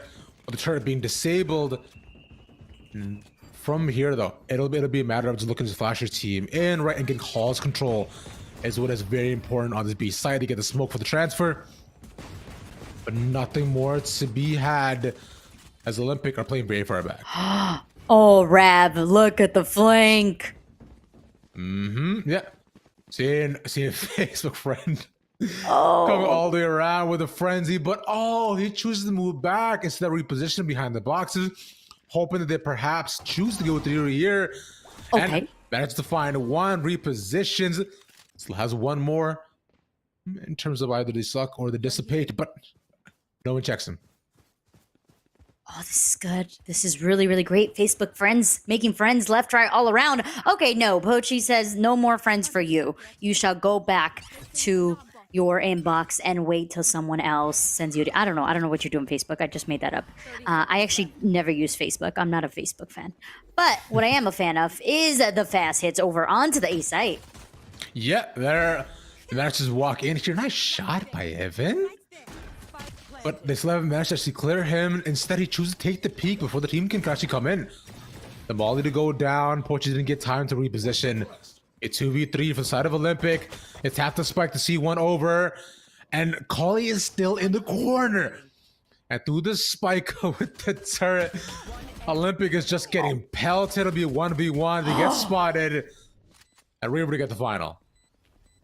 Oh, timing. The ultimate anime battle, KJ versus K. The chicken was available, but they weren't in the perfect position to bring it out. So it was on the swing, and we do get a little bit of smash on the side here.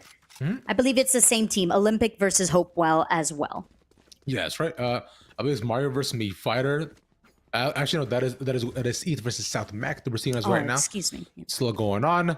That's Mario versus Me Fighter going on. This crew battle they have between the two of them. So, it should be pretty heavy in terms of just trade hits and not a ton of finishing power between that game, but it still will look towards on Valorant once again. E long is where they look to go.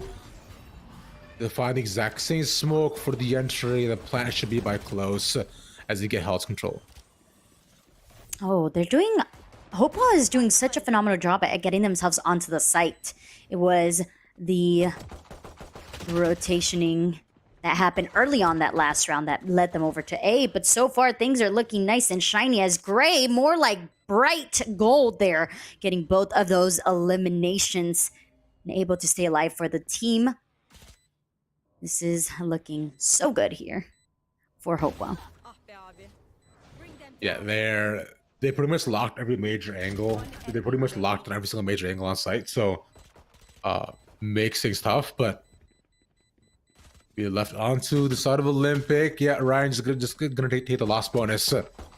Maybe get one of the exit. No, will not be even able to get that.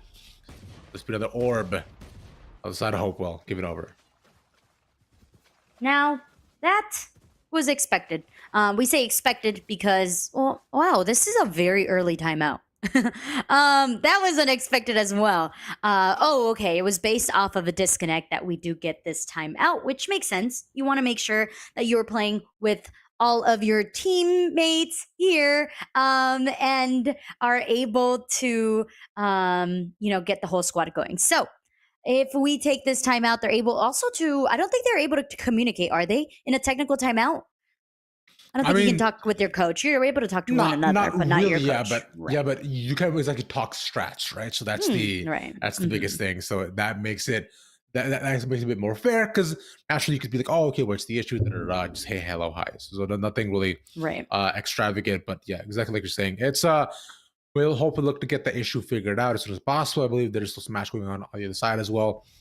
We'll probably look to move over to there. See it. Yeah. Yeah, and see some more Smash. You were talking to me earlier here, Rab, about this being more of a damage output as opposed to some of those special abilities that could create some of that more critical hits. So do you want to dive a little deeper into that? Yeah, sure. I mean, it's it's a bit tougher between Mario, of course, just Me Fighter, right? Because what you're looking at are basically smash attacks, right? That's the biggest things. And both of them, too, have pretty decent finishes, but you have to, on both sides, work up a lot of percentage before you end up, just looking for the final hit. And we're also on FD, so you have a lot of space between the two of them. No occasions really happening, but Forever's finding a lot of good shots. Oh man, it is. I believe the last match, East won, or was it South? I can't tell which is on which side, if I'm being real. I think it's South Mech was victorious of the last match, so they're kind of still going at it. Yeah. Yeah, like I'm saying, yeah, it should be fine on that end. As Forever, good bunch of representatives worked up for on the side of Cool Angel. So managed to finally find the finisher on top of him, but it still leaves Cool Angel in a position where he's worked him to 104, but finally looking for a decent hit. There we go. He's exactly too heavy, but only one just stock left on his side. And for Mario, right, we're seeing the controls happening between him and Forever, and he just not able to get any sort of significant damage down, because any single time he looks to face his opponent too, it seems like Forever has managed to find his back. Oh, that grab actually almost didn't manage to get it, but this is what we were looking for as well. There's some small set resemblance on their side. Oh, so close, and there you have it. Forever takes the second, and that is pretty much it. I believe that was South Mech taking that win on to Smash Bros. And I hope here that we have a reconnect happening for the side of Olympic as the timer is ticking down. So yes, we do. Hopewell has found the groove. The groove so far that we have seen is ABAB. And they're going to continue on with that groove. Why? Because Olympic has not adapted to this. They are, of course, having two of their teammates holding on. But the thing about Reyna is, yes, you can blind the squad, but what else? How are you stopping the force of the push onto the site? And we know that Hopewell is aggressive, and it's going to be with the starting nade to put some damage onto Facebook Friend. Look to walk into A here, but it'll just be the stars to set up the fake, cut off noise, and instead walk back. It's likely go through mid and see what they can find in terms of the info. The Killjoy is watching. It's over by a door. They get the flash in. So do they center them, walk through doors here to go through R? Seems like doors to take. Want to go towards B. Pop finds all the info, and so they'll move all the way around through sewers and go to B. Ooh, we talked previously about mind games and man games happening here all around. Ryan hides in dugout and is able to connect, but it is a bad position to be in here, especially when Hopewell is all over the site. Yeah, Olympic as well seems to find some resemblance on control, because even though they actually didn't actually let the spike go down, but they've stationed themselves to just clear out dugout back in sight. It's just stuff onto two members of Hopewell who are up 3. Olympic wants to get this round. So now puts us onto a save here once again. It's just Colley stuck there. Doesn't stop the planter to take it. Has to reload. And that'll be it. That is on reloadings. That happens. That does indeed allow Olympic to swindle their way onto that first point on the board. And also on Ryan there, Rab. The fact that Ryan decided to be the anchor for the squad over onto the A site and be so sneaky, quiet, and controlled when spraying onto Gray, who had the showstopper, by the way. That's a scary thing to know, is there's a raise on my site with the showstopper. If they throw it anywhere near me, I am donezo. On our second game, yeah, our next player and Filippo Berry. Well, they're already starting off with a nice pistol round. We're back onto a center once again. You know, a classic in terms of high school and collegiate teams. This is just the smoke put out over by trees, so they can easily cross through mid. But Davey is around the side. I don't think he pops through the smoke. It's a bit too dangerous, as that wasn't set up by his team here either. Oh no, the timing! Spike down mid. Unfortunate, but a 4K by the end. Well, I just find an L4. Spotted by the turret. Not gonna give him the ace, but a flawless for themselves. That's so nice, so clean, and you're happy to see those. What are we happy to see over onto this Hopewell versus Olympic? Well, Facebook Friends is denying the friendship of Hopewell. Says, no, you cannot come into my house. You cannot eat my food. You shall stay out. 3v2, and there'll be another timeout taken by the side of Hopeful to see if he can look to reconvene. I believe this is after losing 2 rounds in a row, we do want to just recollect, not overheat. As we see ourselves on the Butler and Philip with Berry match once again. The Odin spray, I should say that's the Ares spray as well. Doesn't find any tags. The close knife should be able to give away that there's one person there. Can't teach has moved us so far. Started the smoke. We have a shotgun here as well, but instead choose to reposition. To close once again. And the drone should give him away, yeah. Oh, this is a good entry point.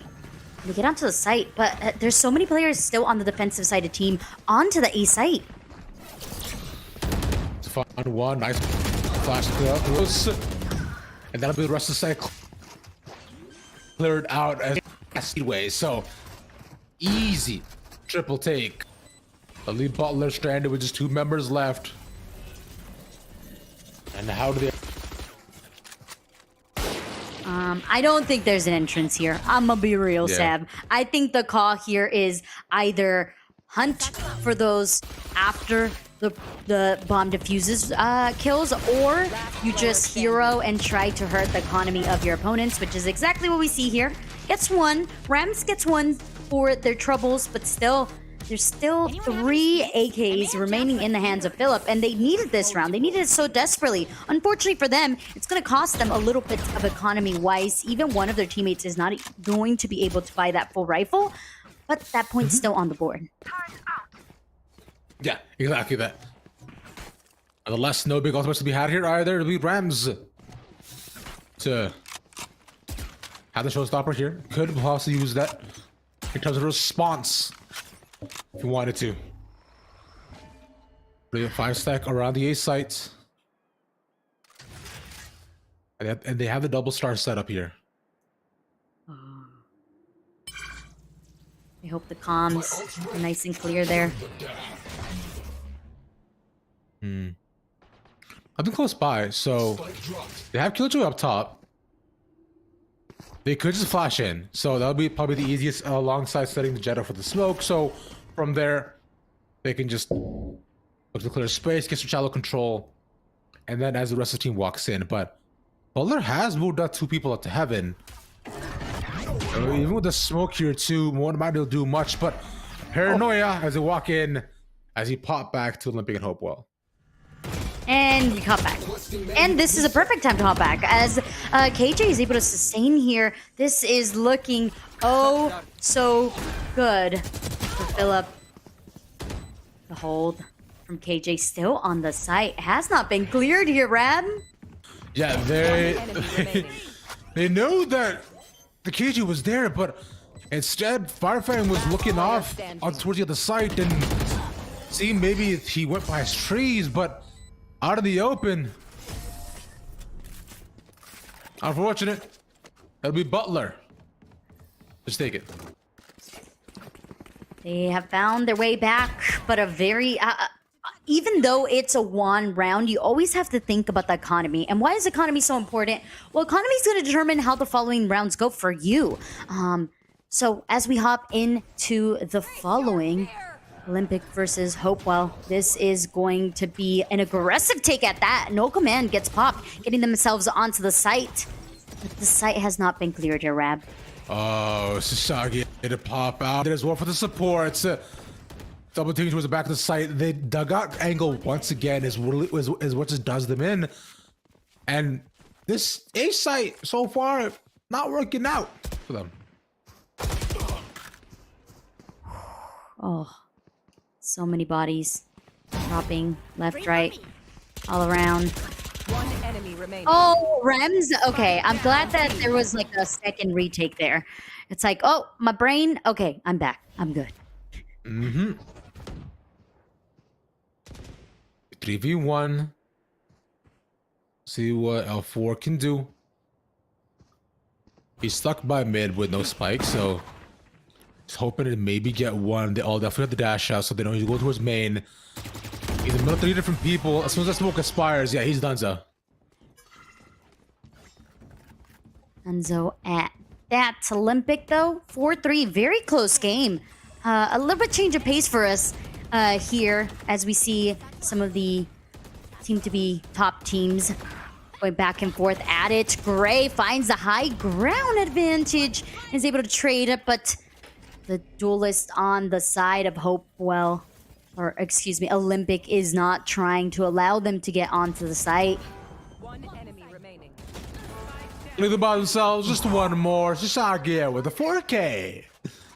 And that right there was just the pelting, simply.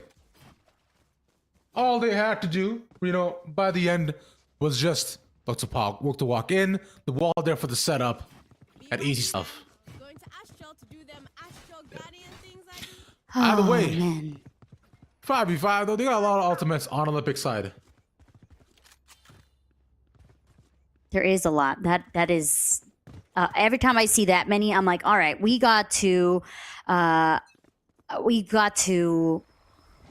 bait out those ultimates. You can't just simply hit a site, right? You got to figure out where each player is and how you're going to get those ultimates to come out nice and early for you so that you don't have to deal with them later on throughout the match. Facebook friends finding an aggressive mid angle here. I see one second transfer can't be found though. Oh, and just stuck on the site. Wasn't able to escape back into art. So that would be a huge pickoff as well that they managed to find. The 5v3 currently taken. Oh, Sagi peeks by himself. No setup, no info. So now from here, Hopeful can easily take A. Once again, the KO is by the position on dugout. So I don't know if Ryan can stop them, but he can try. We've seen it once. This is gonna be difficult. Still alive. Finds one here, Rev. Just one once again, but they're actually managed to check in. The lockdown goes down. You're 3v3. With Hopeful, I thought they possibly had it, but not currently with the spike there. It'll be on pop. They seem all currently headed towards him. One taken, can't find the shot. Lockdown destroyed. He couldn't defend it. That's gonna be their round to win. That is unfortunate. The whiff will just cost the round. Hopewell, take it. That was a rough situation to be there because, yes, your team is having the number advantage. You also have the lockdown. I think it needed to be on the communication of, hey, Ryan, can you hop on the bomb? Evan, you just hold the push if they decide to turn back and things don't go so well. Just the little communication that would have been impacted that round. But, I mean, it's okay. You have weapons. You also still have 3 ultimates in your back pocket, and you have to be patient on the rotations. So far, right now, Hopewell is hitting a site, and they're hitting a site hard together. So how are you stopping that, and how are you making sure that you are not overextending for your squad at this moment is going to be the answer for Olympic to continue to grow their lead. Information was gathered there by L4, who managed to get back, but Facebook friends stuck in that angle way too long. This will be 5v4. But the lockdown, like you saw there too, Hopewell looking to possibly use that for the post plant instead. As his enter in, it'll be just Ryan finding the flash. Knows where that actually is, but doesn't actually manage to tag it. So it'll be easy enough on the side of Hopewell to just all walk in and scrub past everybody there. This is falling apart little by little here for Olympic. And that time, it was on the overzealousness that was displayed there by Facebook friends, just to hold off that really wide angle with no trade. No one's there helping you get that trade, and you're really pushed up. I mean, maybe had they jiggle peeked the mid position, it would have been a little bit more information gathering for Olympic, but there was no information gathered there by Facebook friends. And losing the art control, like you said, Pearl's a map that's well connected. You lose one little site, you're essentially giving up the rest of the site and leaving your teammates in a bad position. So we're gonna have to look upon Olympic to make sure that they're playing off one another. But Gray already looking to take map control here with the nades and the boombot. They're all just stacked up as 5. They have a lot of ultimates, but that was going to be the first big one. Unfortunately, still no command available, but they're giving away free 1v1s that they really should not be. Popping in open sight lines inside of Olympic, which they're now left in a position once again for retaking 3v5. It's not impossible, but it's not a position. No hog control there either. Beyond Ryan to make first contact and knows there are a couple people that, there we go. Big knife. As Red peek in, Facebook friends doing the most by themselves on top of the site. Hopewell had this, but now all they gotta do is delay install. Astra's so beautiful. Last player standing. Specifically for that. And it is the pull, the spray, and the connection there by Hopewell. If you can put down that nebula, pull at the instant that you hear ping on the diffusal, then all you have to do is make sure you play time, and at that is exactly how you win. But there was hope there. There's a glance of hope there for Olympic, and it was when they were able to trade off another and make use of the information gathered there by Ryan as well. But still, rich in ultimates at that is going to be Olympic, and they do seem to be switching Ryan over to this B site, which is going to gather so much information for them. See as well, it's similar portion from what we have witnessed in the previous rounds. But as of right now, it'll be a 5-stack on B main. The null command they'll put out early on from Olympic to force a rotation over. So that'll be essentially if Facebook friend is watching around mid side and could push through spawn, possibly catch a couple off guard. Definitely hears the footsteps, so he's monitoring the sound cues and knows they're ton heading over. So quick to rotate, leaving the one anchor behind. Just going to be KJ, but look at the position of Facebook friends here. Yeah, a little bit late on the move over to try to catch anybody, but it's just, if we're given by art, so now they should know they can't do much here. Hot put out, nice swing, gets the info, but one more taken for Olympic. That's a 6-6 half. Oh, and that's a good call to bring out the Blade Storm at the end. You're like, yeah, well, this is the last round. Why not make some fun with it? And fun they do get. And I'm liking this. A 6-6 at the half. Both squads showing that they have what it takes to win in this one. It is a best of one, which means it is a one and done. You either are the best on this or you need a little bit more improvement. But each squad is doing great, and that's what we love to see, especially being the start of the season. It's a good foundation. The communication seems to be there, the trades are there, and the utility usage is there as well.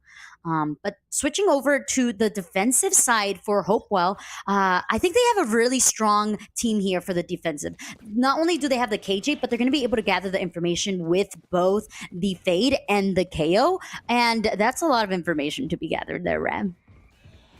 Yeah, they managed to find a couple tags early on, right? But instead of rushing on the site, once again, Olympic on the back of Facebook friends just creating a tons of space, solo going as Arena with just the Lear, and that's 3 taken just by himself.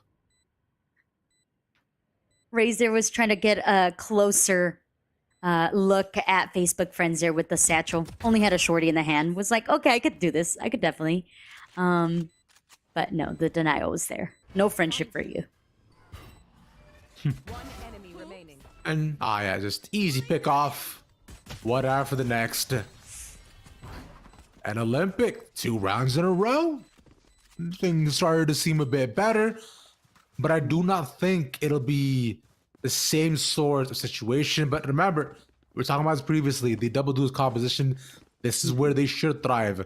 This is where the Reyna and the Jet, should be able to just do the absolute most, like we saw the Blissful already happen. I mean, Facebook Friends is already showing that they are able to thrive. They're creating that space just simply with the first, only a pistol. And on top of that now, Rav, they said, all right, let me bring out the Phantom. Let me show you how real good I can be with this weapon. And if this goes the way of Olympic, I'm very fearful here for Hopewell. Yeah, this thing's making it a little bit tougher as well, but it's... Good, probably. Interesting that they decided to just wait around to plant to believe the KO taking his time, but instead they've caught positions towards the back of the sites. Down A. Gonna move towards spawn up flowers if they can.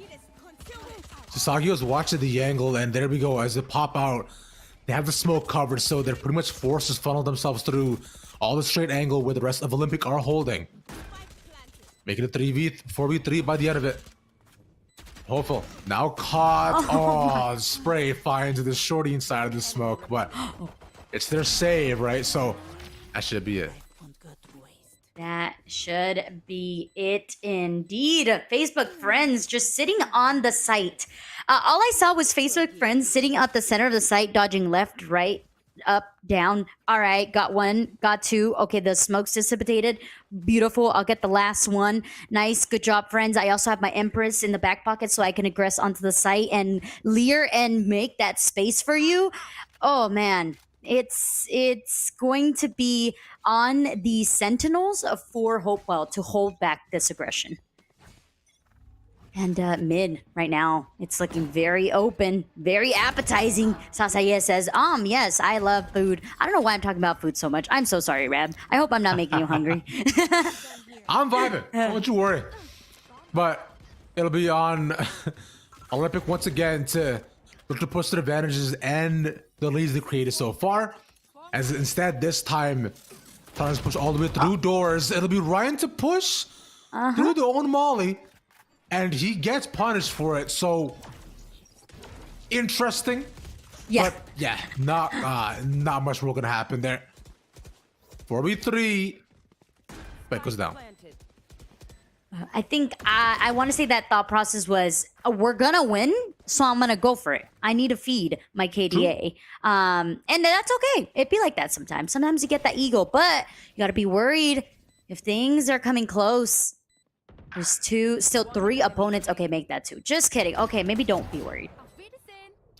I mean, it's 1v3. I've seen Clash with the Guardian before. Spray like that could definitely work out. In the middle of switching the guns, though, is when face finds the timing. And this is where we are seeing the composition shine naturally. An expected result that we were waiting to happen, but one that is truly working out.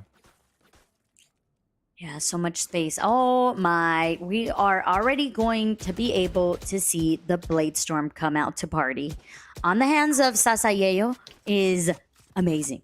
Not only did we see the aggression over onto mid, but we saw it even on the defensive half.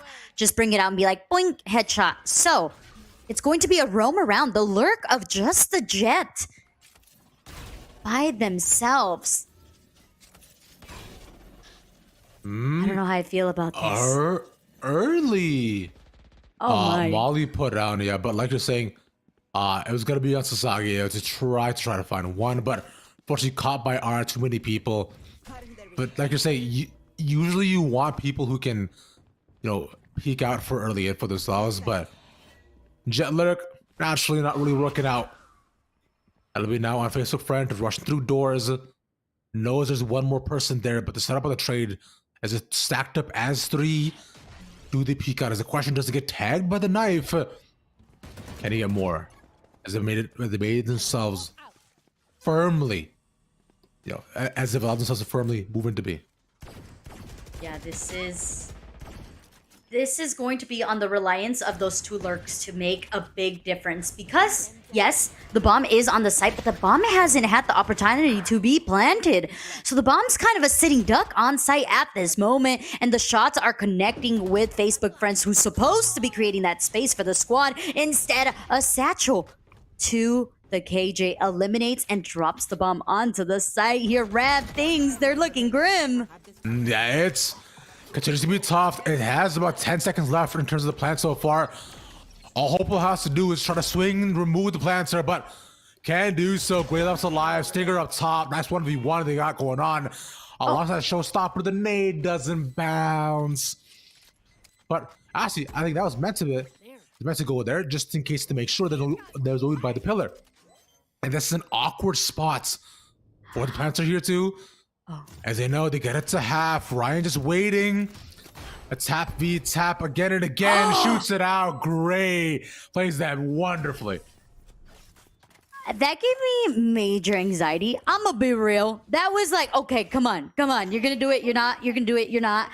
If I was Ryan, I'd be like, I don't know what to do, guys. I have no idea. What do I do? Do I peek? Do I not? And I'm sure that was the thought process going on there. But hey, Gray manages to secure that in the bag, a round that they so desperately needed so much because now they are able to buy full rifles, but previously they probably were not.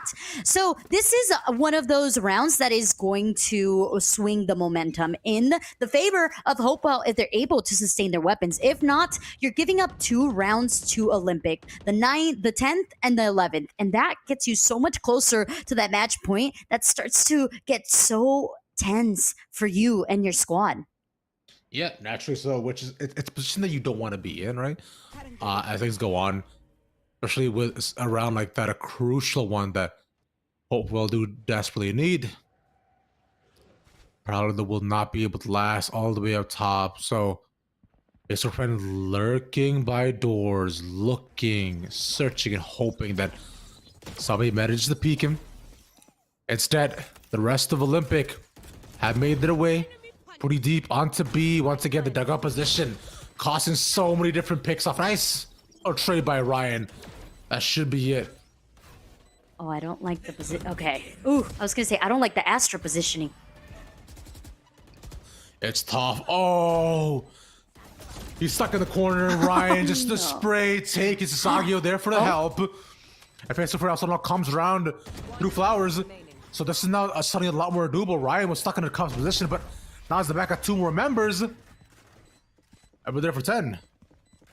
Oh my, this is going to hurt the pockets of Hopewell. The morale as well, being that you were able to win that following round and cement at least 1 point on the defense, but now you're back at it again, having to do this low buy, and even Olympic taking a timeout to make sure that they have the proper mental. So we're going to swap on over to Butler versus Philip O'Berry. Butler has found their way into the double digits here, Rev, and they look like they're ready for blood here. I say so. But all they gotta do is just take 1 to 2 more rounds, close things out. It's like you're saying, the pistol is gonna be where it starts. 4 through trees, 1 up top. The molly's big, but simply that should be it. Nice pop flash, right timing. Almost gets the knife, but transfer is found with the Spectres and the side of Butler. They should get the spike down and control up by heaven. Oh, this is gonna be a hard retake, especially having to push through that smoke. Rams gets that kill. And the following, but there's a turn of the tide here with that right click going in favor of Golly. A 2v1 here, Rab. He's below on health, so they could put on the turret to do match check out. Like you're saying, 8 health, sees 1, nice double drop.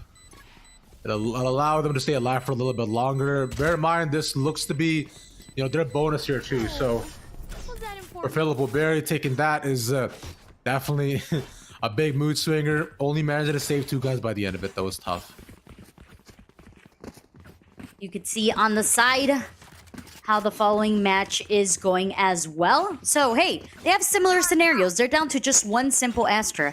And Astra's a great player. Actually, I think it was Was it the Astra? Yeah, it was the Astra that was down for Butler left. Astra's a very versatile player, but if the last standing, I think you're hoping for miracles to happen here. Not a lot of your utility does damage. So Butler, once again, gonna try the following round to secure that match point. That is crazy. Fate took 2 with a classic. There was no support and no swaying for the rest of the team. But either way, what matters now is that the classic is free gun. L437 has just got another pick off. And that's 2v4 the post plants for Butler. Well, mistake, I should say. As they're still moving outside of B. Gun here. Wow, they really want to aggress onto the site. Oh, Mr. Biscuit! Just one taken. We're just offering the logs, get caught by the knives, but what shall we do? They check it. The dart is nice, but all it does is give them info. They're gonna have to plant sometime or another. And I think they definitely hear the rotation off. They have to cut noise. I've been rotating all the way through mid through A, but they're matching them there. That's the thing. Omen is around. Do they see it? No. Nobody actually peeks out against them. Oh, but Omen's nearby the ref. Yeah, he's by trees. He knows they went in through. They have no idea about this and should be able to get this pretty easily. That's 1, that's 2. Yeah, just these days had no idea.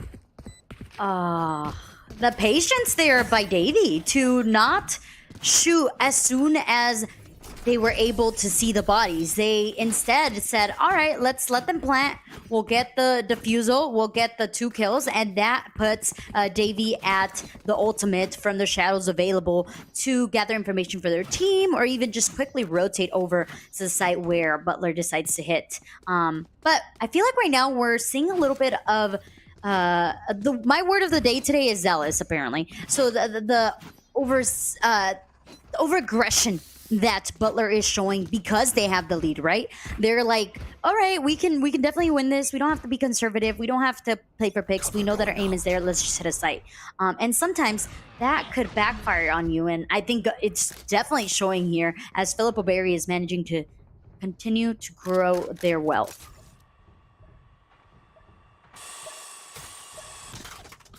Round by round, Philip O'Berry's with the way back, denying match point from Butler. Who've been pretty confident so far in the defensive side, but all they gotta do is get 1 round. Thanks, Michael, a little bit differently. Rams very deep, looking towards this spawn, finds 1, can't get the shots, and barely gets the flick, but by the time he finds 1, we'll do 1v3. That'll be end of the round. I have lots of questions about that round, but I will not make them for everyone's safety. What we know is that, hey, there's still 2 more rounds here for Butler to get through to get that first win off of Philip O'Berry. But the mental of Philip O'Berry to know that you're down that many rounds and continue to look for picks, to look for eliminations, to keep numbers up, to get an operator in the hands of L437 is phenomenal. It's giving me Fnatic vibes here. Maybe it's a. Well, let's see before we oversee everything. Let's see what else they can do. Still 11-5, right? 2 ultimates popped off the rip. The overdrive though. Not able to find anything. Up close and personal, only getting 1. Like you're saying, the op though is huge. Shut that down, and knives also their ends that all command. As soon as the knives come in contact with that, it will be completely gone. But they're now right in the middle of the zone as that's tagged. Alpha 37 looking to walk in, seeing maybe a couple members there. Oh, Ramp shoots him out from the ground, but they get the rest off with the Fire Fang. And the locks out here. He goes down so quickly. Does he pop back up? But that lock not stay alive for 3 more seconds. Can they shoot it? No! Ah, Mr. Biscuit clutches it. Oh wow, they're similar to round numbers, round Yeah. difference. Yeah, wow, that's pretty impressive. I like this. It's a easy transition.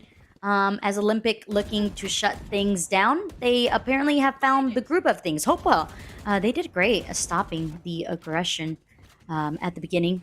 Now though, facing the last, they are fighting with this cosmic divide. It's looking for a default plan here, Rab.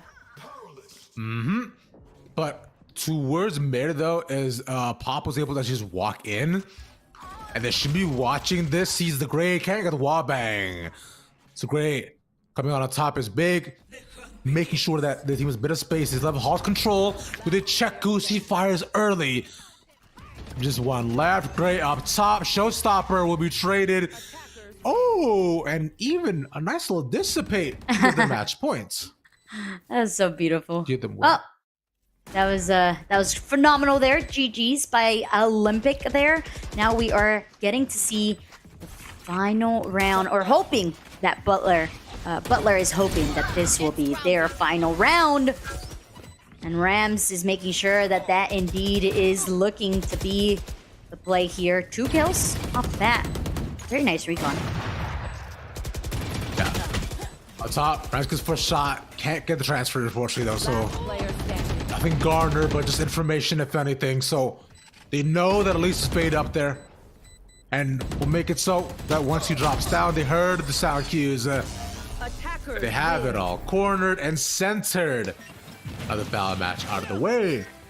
As we are still between the South and East Met group stage game. Well, the group game. Actually, never mind. We should be looking at different teams. Find that out for you for a little bit. But we do have Cloud versus Mr. Game & Watch. Ooh, Final Fantasy, and what is Mr. Gamer Watch from? I actually don't know which game he's actually from. I wondered for a long time. I never looked into it. But from when I first started even playing Melee, I had no idea. But he is really fun, yet also really depth, complicated character. I'm wondering if we can see somebody get 9 today. So to explain it to you, noob.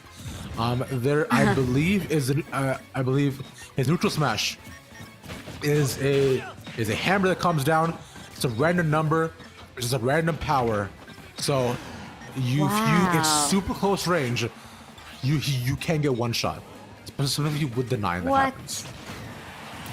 Damn, that sounds OP. It's dope. But the issue is that the range is so small, and it takes a little bit, right? So unless you have the perfect setup for it, it might not happen. That makes sense. Yeah. It's about the timing. It's about the... yeah, I guess a lot of Smash, right, is in that way about timing and how you block and how you set up your attacks. Exactly. Yeah. Smash being a platform fighter, it presents a lot of unique elements of difficulty where you have to know some of the strings that your characters have, right?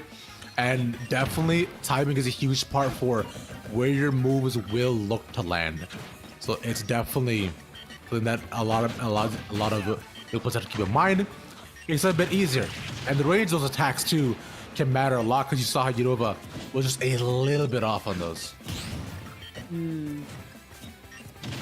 Oof. They've built up so much damage.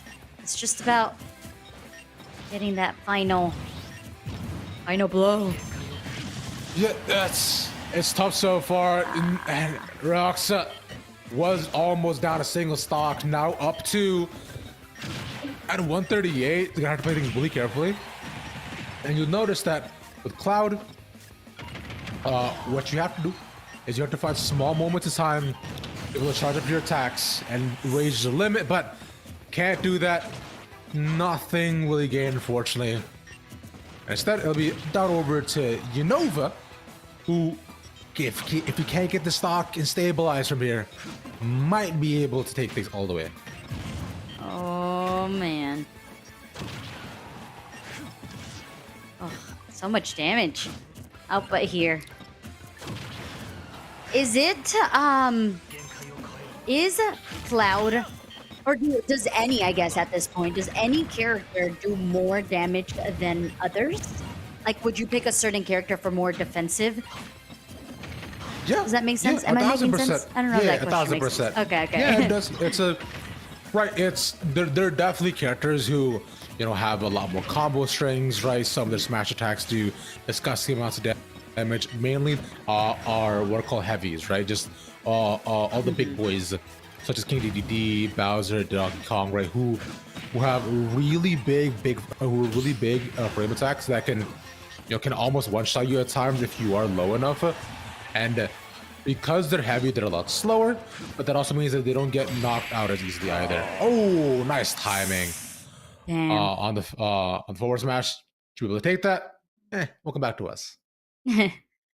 Oh, wow. Well, I'm definitely learning a lot about Smash, so I hope you are too, along with me and Rev. We're getting ready for our next matchup, which is going to be Rocky. Wait, no, that's not the correct. I got you guys. I had the lineup here, and then I lost it because I was like, ooh, Smash. Okay, so we have Garlinger versus North Mech, I believe, is our next Valorant matchup, which will be starting very shortly. Is there any map that you actually no, scratch that question. I have to ask you, Gecko, what are you feeling here? We have to talk about it. Gecko's cool, right? He has a lot of different fun tools. I don't think he's gonna be a lot that I really think he's gonna be, because of his tool set is it's really unique. For a lot of different, I do like the concept of him a lot, but we should be heading into next Valorant map in just a little bit. Between Hopewell and Geringer, but I think he's fun, and some of the stuff is a little bit gimmicky, in my opinion. But the fact that you get Team Flash is huge.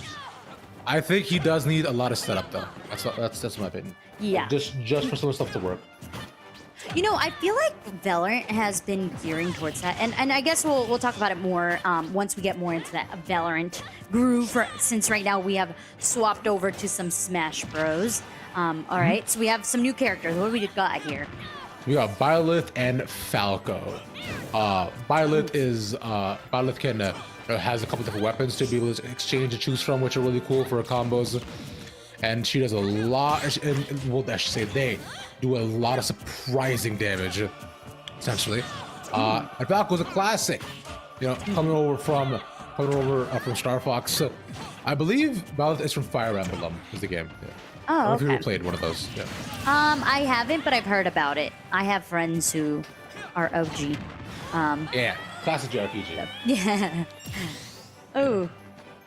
All right. Well, we got 2 for 2, so it seems like they're pretty balanced. Would you say that Falcon is more defensive or a more combo damage character?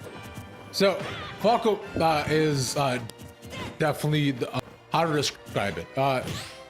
He likes to chip away at you, and he's a bit heavy than the other Star Fox characters. A lot of best, more combo with him for sure.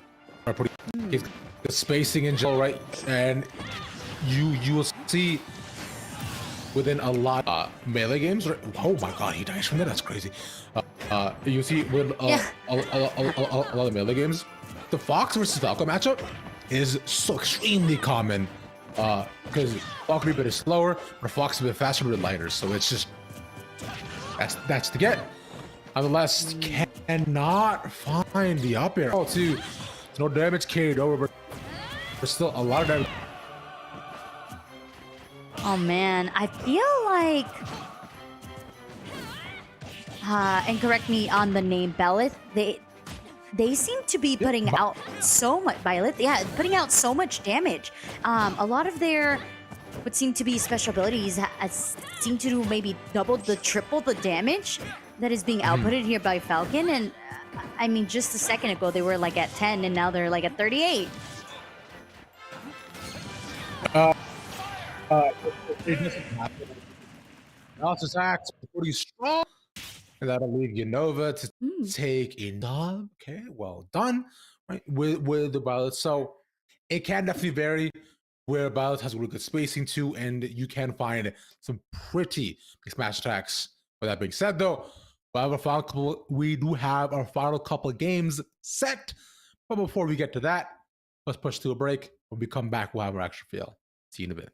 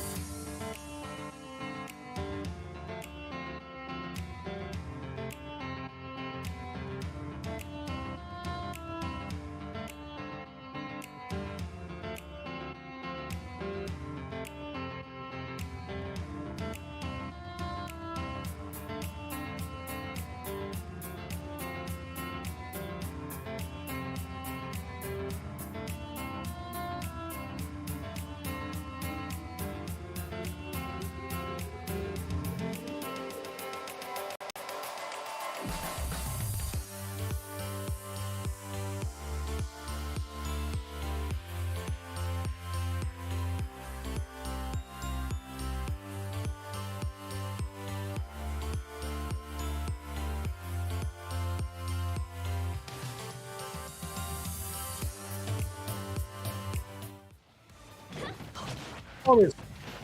Welcome back once again. We're looking at hopefully versus Olympic last spot to watch the Nova. Two swordies fighting it out technically. Battle at the cloud. Oh, they're battle of the weapons for me. They both have weapons and they both are doing some damage. That is indeed true. Yeah. We'll see in terms of what Roxanne can do as well, like you're saying. And now, limit decently high as well. Looking to find a couple of seconds to be able to build that up. Winner to this does take the set. Oh, go up, limit full. And this is where things get really tough for you, Nova. There's no stage control here either. All Roxanne has to do is just find a couple of seconds, but Trey Places has to use the limits to survive. That is unfortunate. That'll leave you Nova the upper hand. It's just about to close at this point. Oh wait. Oh my. It's so close. Just back and forth we go. Between two of them. One more hit. There it is. Wait. You know about to close it. Wait, but they were both eliminated. I guess one was eliminated quicker than the other one. Yeah. So close. Yeah, one did unfortunately reach the end of the limit previously. Yeah, as we are now into our next Valorant game here as well. Oh. Internet is sometimes rough. Watching this. Go on my mark. It is indeed rough right now. Hopefully things balance out. Should be look to pop in. Alrighty. So team-wise, we have got, I believe here, I keep having to scroll back. I should paste this somewhere on my thing. Geringer versus North Mech. Geringer. Geringer. That's right. Maybe Yoru on one side, which is sweet. Ooh. North Mech on the right side here. That's cool. North Mech playing the Yoru Neon. And Jet. They're playing pretty much all duelists except Omen. Oh my. This is maybe they're fun comp. Maybe they're foreshadowing the new meta. God, I hope not. That would be awful. But they're on the attack first, so this does work out for them. All they realistically have to do is just make sure that they just consistently win on the attacking side. Down to 1v2.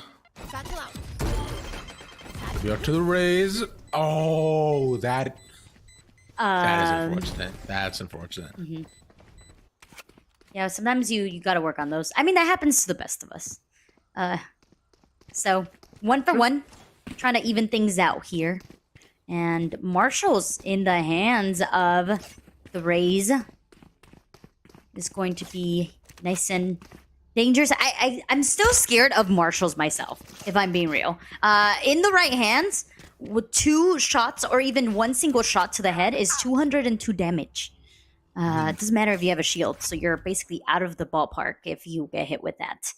Yeah, Marshalls are really, really nice, and like you're saying, especially if you can manage to land a shot with them. And the last is 1 for 1 between Geringer and North.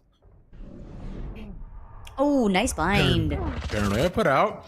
Yeah, easy sprayed out. Managed to get 1, almost at 2, but does a lot of damage on the battery. Oh, the really quick flank here. British gets a pop flash out. Ooh. Oh, that should have been underhand. Would have managed to get at least 3 of them, but goes a bit wide. And the trade by Payne. Be swift. Puts it down to 3v3. Oh, okay. KJ's still around the corner. Utility's gonna now give away the alert. And the rest of Derringer going to be making their way back into the C site. Out of charges. Yeah, just vibing for now. I'll look to find 1 more.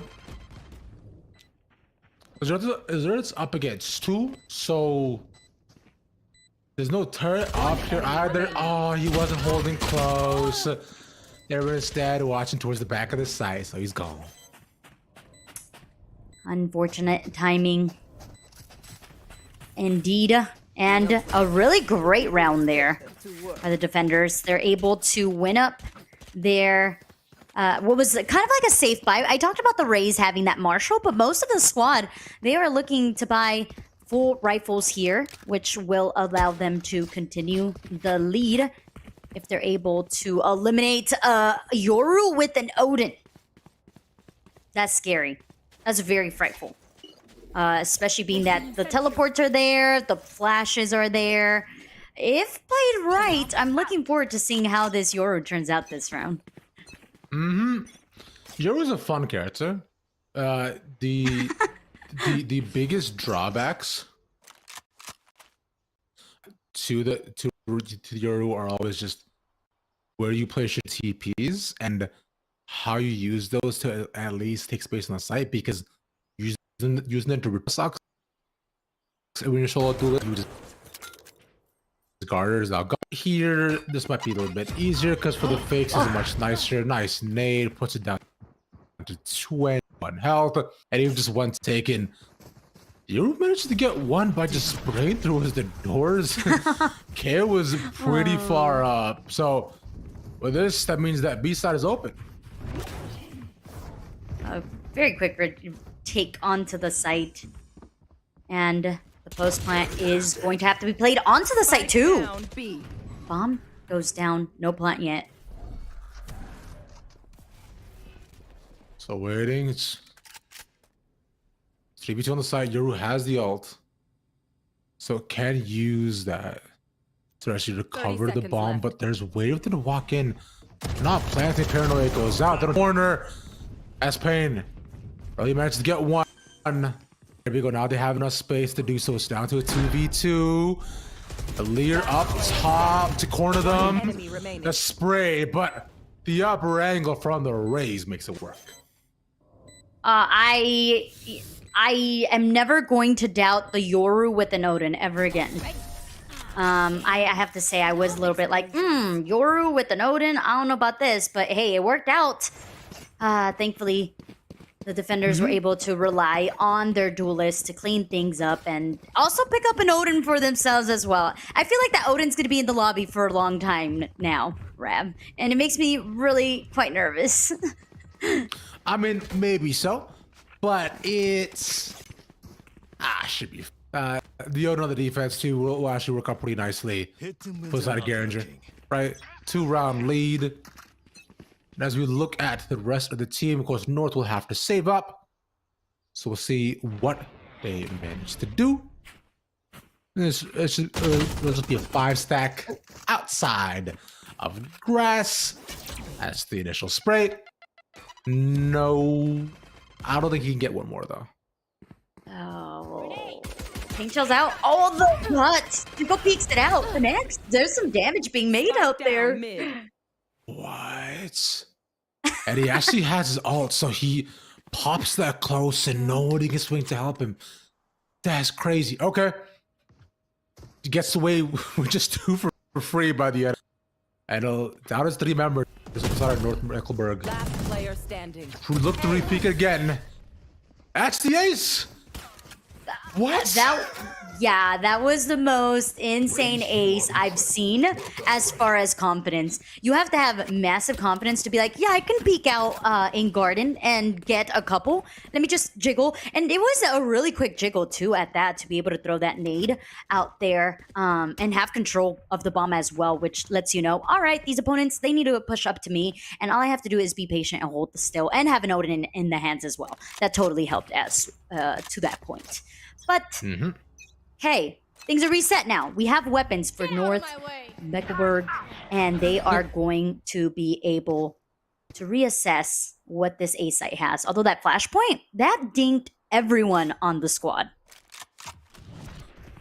Yes, sir.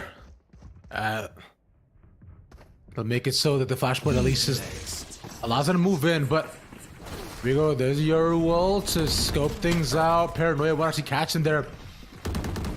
Is managed to make his way pretty far into the sights. And Mr. Garinger are now when he's inside the smoke. Nice spray, but this rest of the team Oh is my. now also wants to see if they can make the space with exactly sort of tactics that you're seeing from the Yoru side. Best player stuck in the corner. Nice TP towards the other side. But, oh, Odin up top. And they'll move that threat. Oh, the flank. Flashpoint gives away the position, and it's just going to be a spray. Ooh, very nice swing there from KJ. The bomb gets planted. It's now a 2v1. They say 2v1? That was so quick. The cleanup town is already in the hands of KJ. And the Odin is still in possession of one of the teams. So we're going to see a lot of spraying. I have to say, though, in comparison to how the Rays handled the Odin to the Yoru definitely takes the cake. Yeah, the Yoru, I've heard, worked that out really well. The fact that he managed to at least stay inside of the smoke, get a random spray onto the person towards A-Link, and then also reposition towards sewers and find one up top, which is really cool, really well done. Nonetheless, right now for North Mecklenburg, in similar positions to what we saw previously, 5-person stack towards C. Nobody's actually looking C long. So that means that they get to freely enter the site, set up smokes. But the third spot's them. Okay, quick rotation. Already happening from Geringer, who now has player advantage. And has some information about where some players are, but talk about mental warfare, and it's happening right here before our eyes. Rev, the bomb, quickly making its way onto the A site. The fact that he might say that too is huge because when you get cut off, something that what Garage definitely does not want is they want to be 5 people strong. Oh, that heaven angle has just not worked out for anybody yet. See what Garinger does in terms of the hold. They have the lockdown here, but they need to move a bit quicker. Fire in the hole! Power of friendship needs to be strong. Oh, there was a separation there.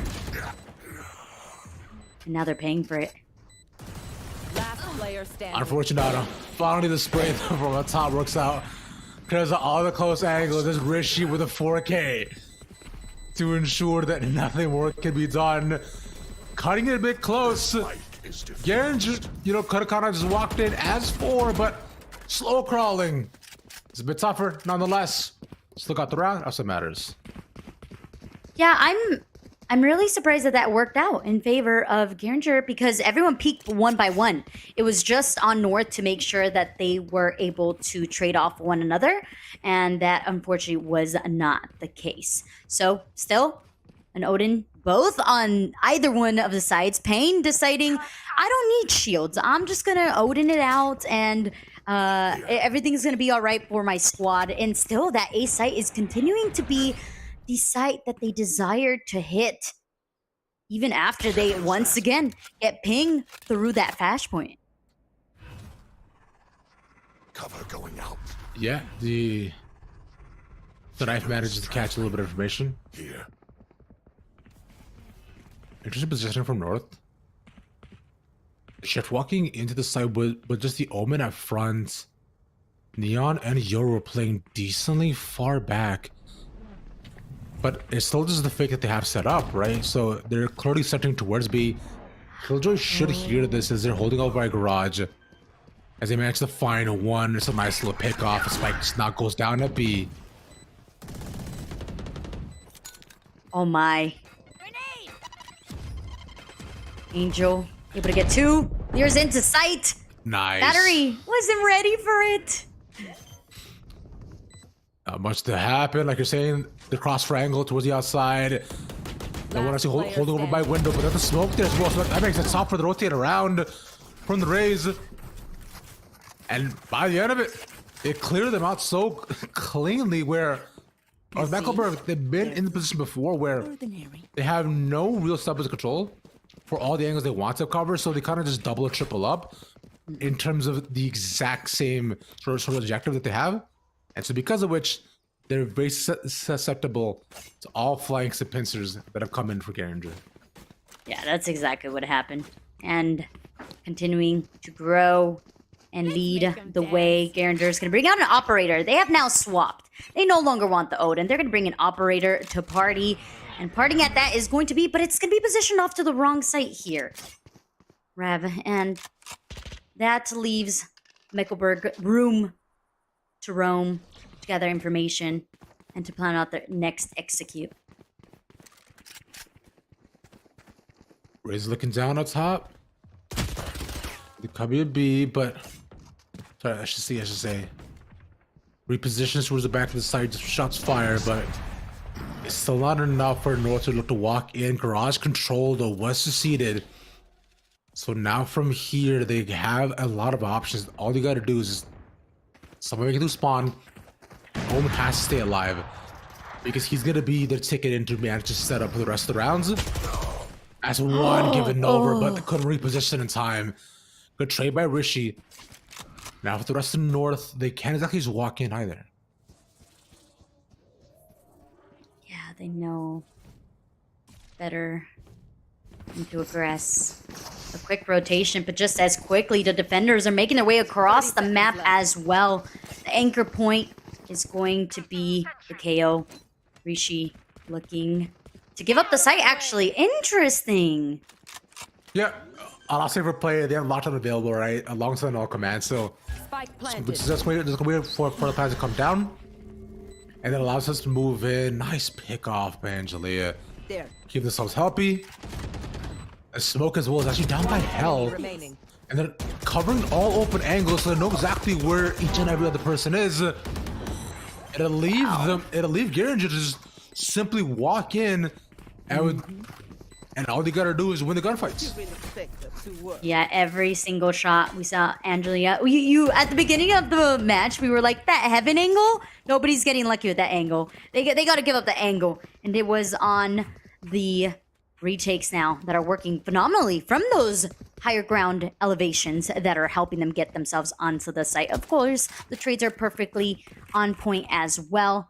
And they are ready on a train of success for Ginger. They have 4 ultimates, and they're going to be able to hold off any aggression that may come from just this Yoru with an Odin. We've seen the Yoru with the Odin do on things before. Drop the spike. But not right now. As look at the Smash game on the other side, the Falco versus the Paluceta. It's just one stock left. Paluceta could close things out, but it doesn't seem like Falco wants to keep on fighting. As the spike is left towards C.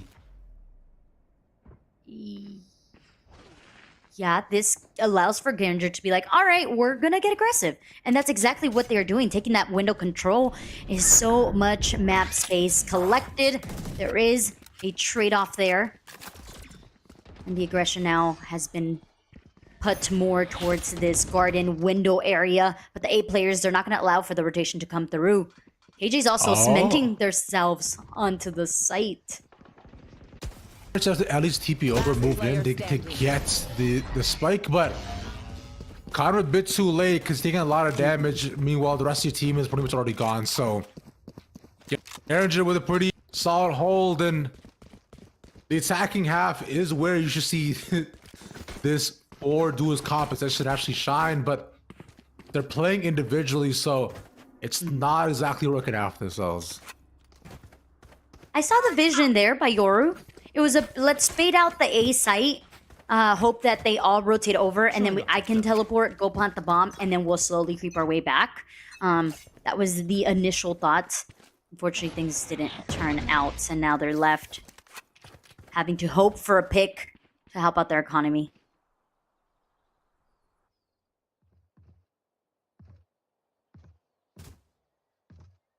Gotta do something. Spike down A. Oh. Angelia got a long. Doesn't see the Yoru who's tucked into cover. Move themselves back. Is inching closer to B. Sees one, and that'll at least be all the way back. Oh, the timing. One enemy enemy remaining. There's a swing. Sees. Oh, nice shots. He's another showstopper, but not armed before Aaron had actually moved all the way around. C site should be where Aaron is looking to go actively and gets to set up there as well. So Killjoy's been doing a good job of his anchor the site. Aaron is pretty much past 3 seconds. And it's going to get paranoid out a bit early. Along with Last round. You before can't the switch. be upset at a team that's just using their utility to the T. They are able to not only communicate with each other when to like collapse on a team, they are able to just make sure that the trades are there as well. And it's just perfect Valorant. You can't really say much about it. And to even add more to that, you're bringing out an operator on the hands of your single player who is holding down your C site. No utility being put out there. That utility is going to be saved for maybe a retake, maybe a hold off.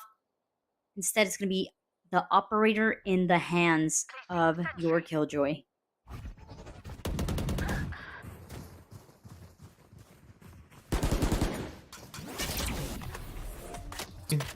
5v4, a good start off with this for Geringer.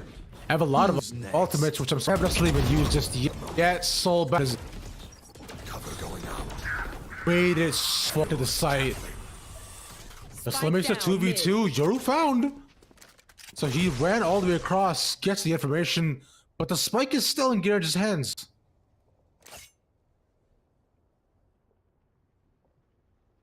One enemy remaining. Such perfect position. Thought about bringing out the lockdown. But in a 2v1 scenario, it's probably better to keep it for the following rounds. Nah, you just use it for the crazy. 30 seconds Just to left. make sure you manage to get it. Because this is a half. Right, so you might as well. Oh, okay. Yeah. Oh. You'll use the ultimate to get the spike. Ah, yeah, they just not. He was right beside him. The thought was there, the idea, the concept was through the actual execution that everything crumbled to pieces. But we're switching things up, and we talked about it. Maybe it might not be a 9-3 curse here, Ravish, but it is the swap. Maybe you can create some new sort of mentality and think, all right, it's pistol round where everyone and everything is even here. All we have to do is take one round at a time. That's it. And that's right. That's what it boils down to, which is just build up accurately as much as you can. And just with the pistol. Keep your mental strong and just vibing so far. Being positive. Nonetheless, how do these lose before the defense will be the question. A lot of flashes, like giving over though. Got him. 1 for 1. Batteries. Spike's down. Last player standing. Spike down A. But meanwhile, the map, but you come in, flank on top of them. One, they get around. So I am They will hide you. duelist on defense, new meta. Maybe because they're quickly to be able to get across the map. I mean, it was on the flanks of the remaining of North Mecklenburg that they were able to get that round. Geringer was able to get the site control, but they weren't expecting for there to be 3 players on that flank. So, remaining alive for the time being, they shall continue to fight forth here. And fighting forth with a lot of confidence. They have the Vandals, they have an Odin once again in their hands. And they're going to try to keep on locking the site. But there was no one in garage here, Rav. He's deep and even manages to take it. That's just really unfortunate too. Oh my god! Like right from it was looking to be And gonna just because small bit of space to give it go for Spike free, planted. and they should also secure a plant on C. This retake needs to be little by little. Oh, I mean, that's a good start. Thirsty. Oh, yeah, no. Looking the wrong way, but thankfully we have the power of friendship to come through Match for point. Geringer. Match point at that, and they were able to collect the weapons off of North Mecklenburg.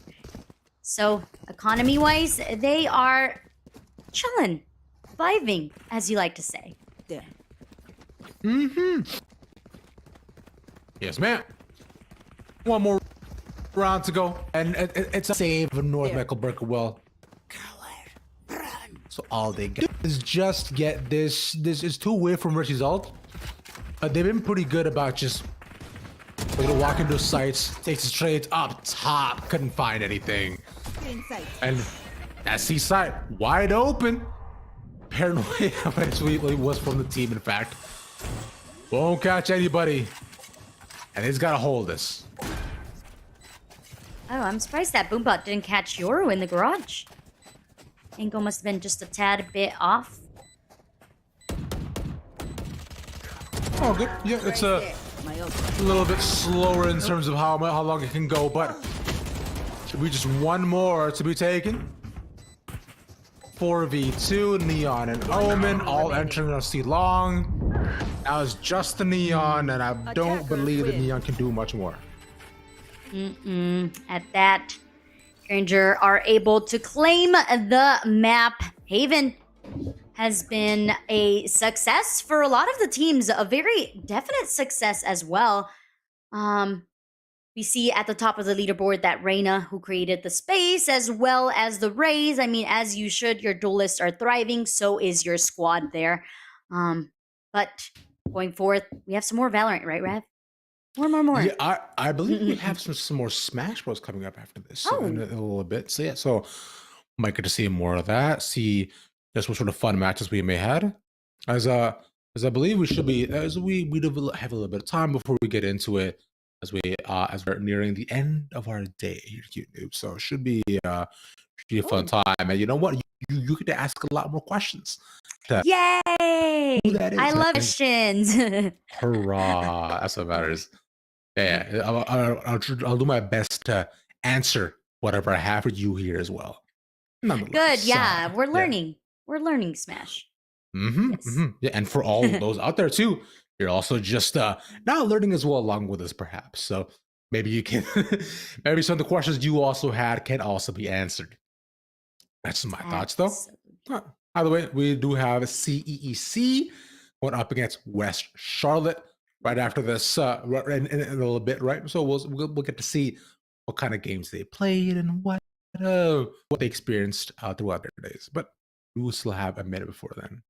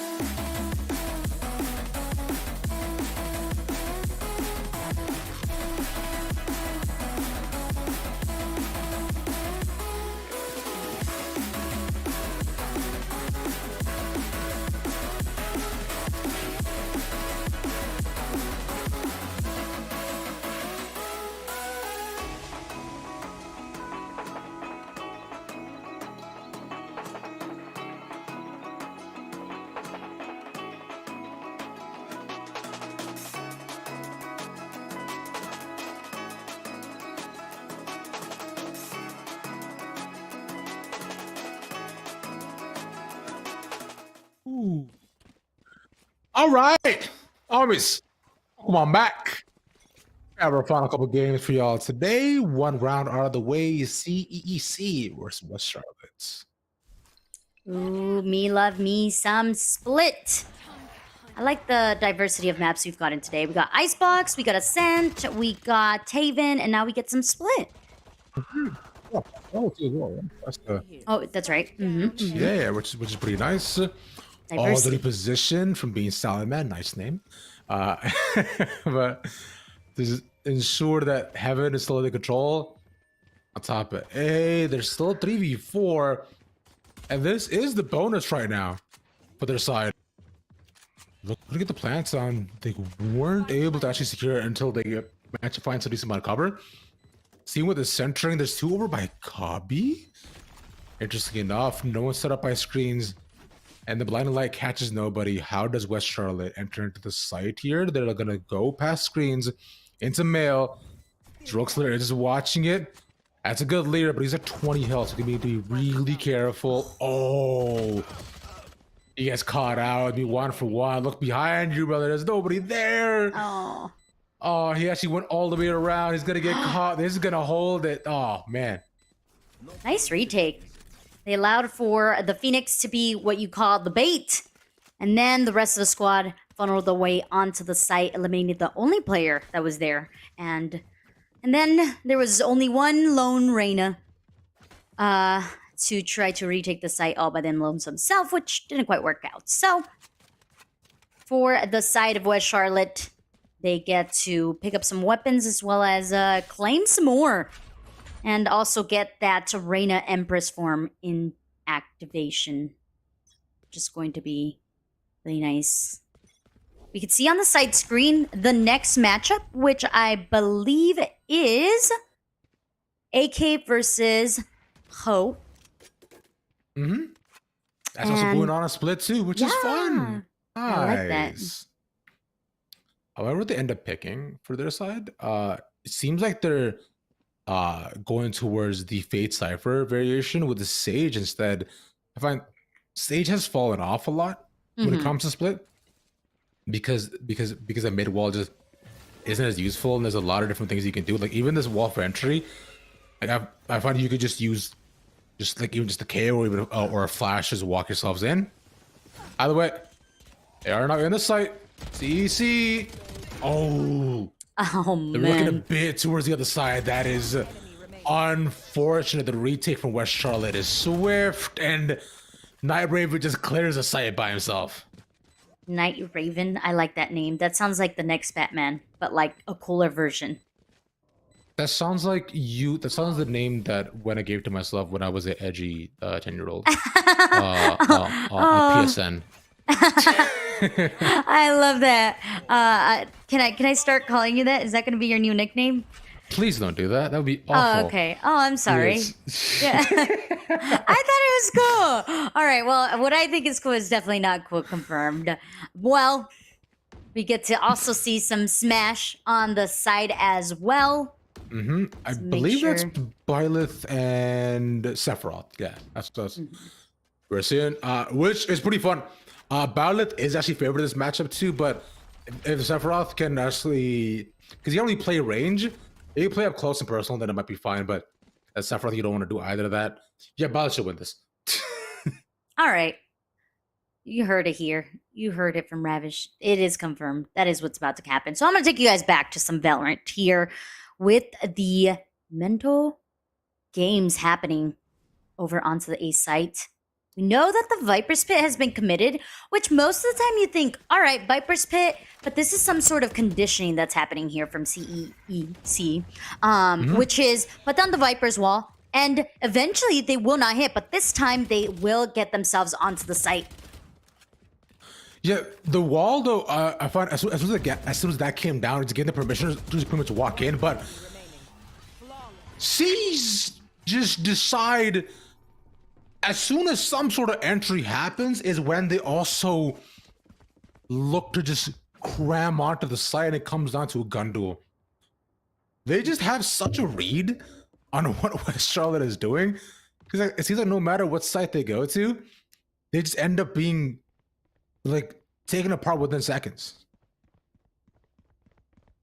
So quick. Took a blink. And I think we are setting up for the following round. And again, we're going to see that Viper's Walk continue to condition the team to say, oh, wait, that wall didn't go through, Rev. Wait, it is? Okay, it's slowly going through. That's what's happening here. My eyes are deceiving me. It's all good. It's fine. Walls are weird. And the stage walls are interesting as it is. By the way, I know there was a bug fixed in the recent patch notes as well.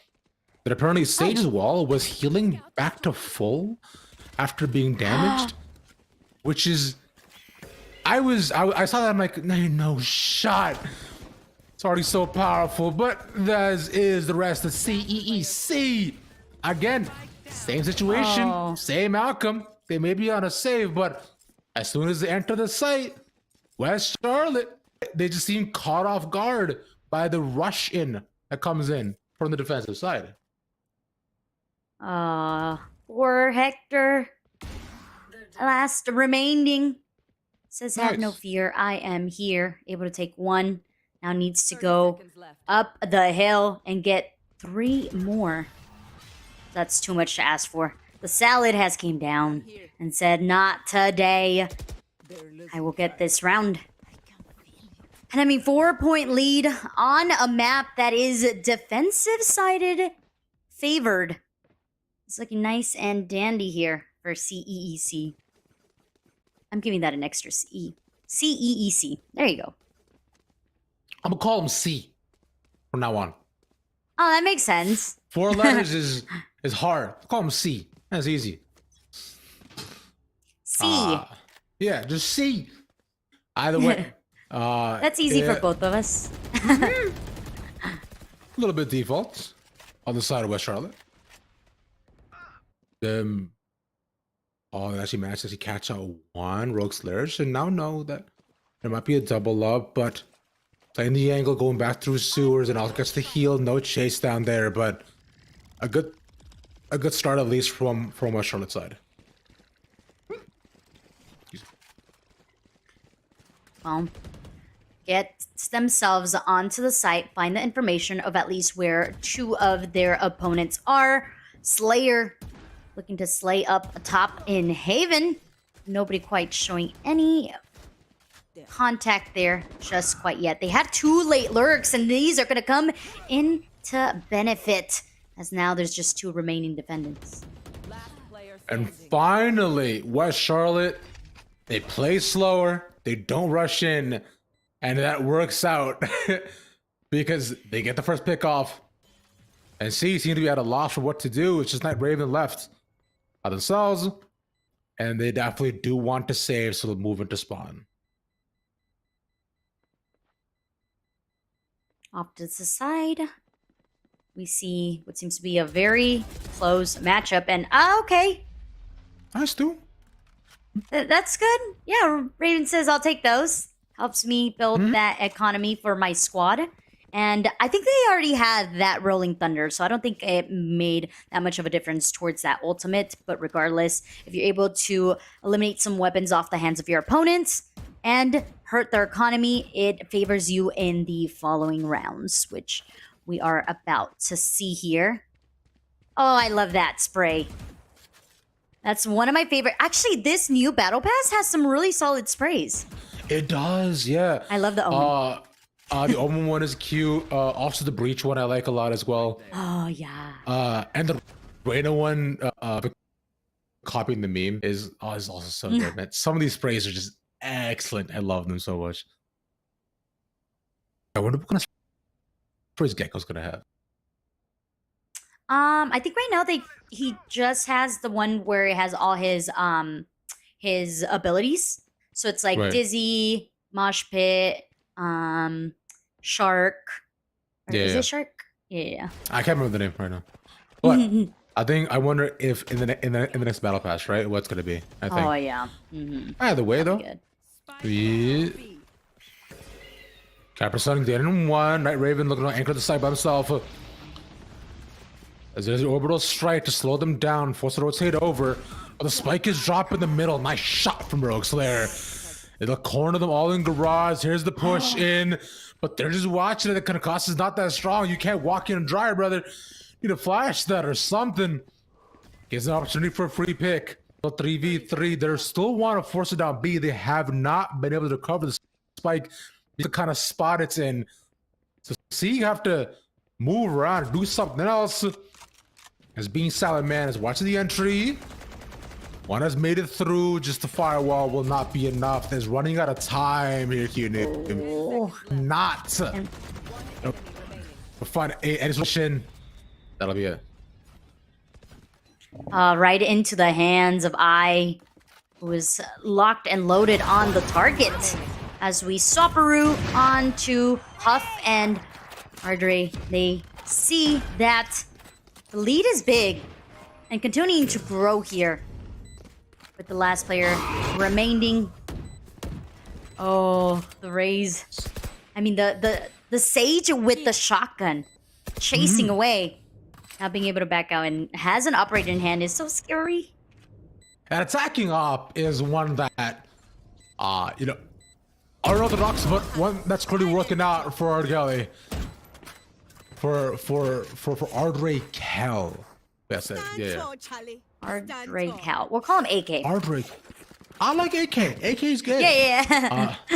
But yeah, for the side of AK, Play some astral stars in this reality. what I was thinking too is just the parallels between these is that from AK, right? We're seeing one away on the attacking side. On the other end, though, we're seeing the defensive side come nicely out on top, which is something that you don't really see a lot, right? If you look on most of the bats, the attacking half is notoriously quite tough for most teams. So this is truly really impressive for AK. Ooh, nice entry, showstopper, takes one. That would declare the site, establish full deep control. And now Huff has to looking for a retake.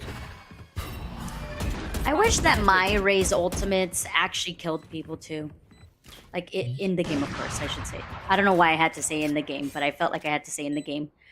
Because it sounded very aggressive. But yeah, none of my ultimates find any damage.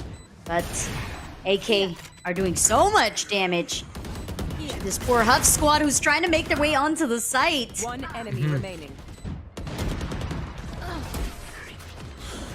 It was a little bit tough, but there was a small opportunity where they managed to take two there as well. And the last slip makes it a 5 as we reset back to the other side. It sees that are up by 4. That's a good pun. I know you didn't intend that one, but that was great. Thanks. We see they are leading the way into victory. And still the aggression of West Charlotte hasn't paid off. So they're going to attempt a new strategy, which is going to include a little bit more cover.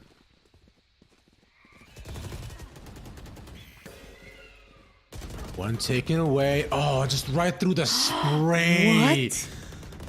That is unfortunate that it managed to catch them. And now it's the judge. But because he's flashed, will not even be able to respond to anything else there too.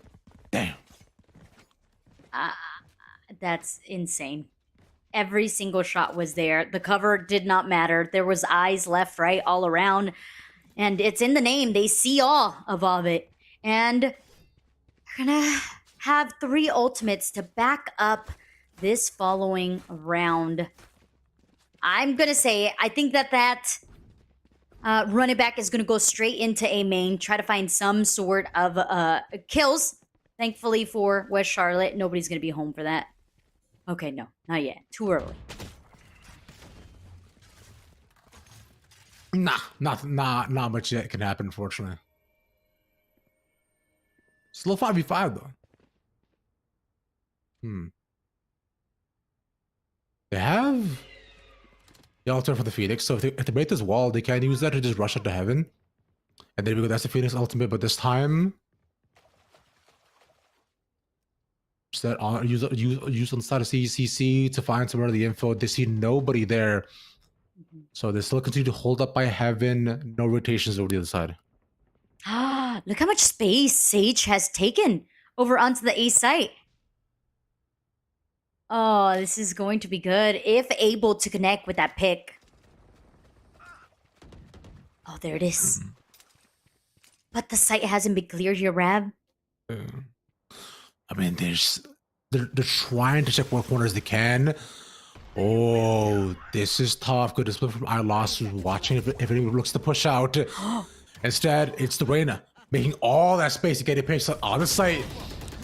But they still got to look to find an opportunity to play on the side of West Charlotte, but it's a save once again. So they're just kind of stuck. Things started off good, but it evolved into something so tough.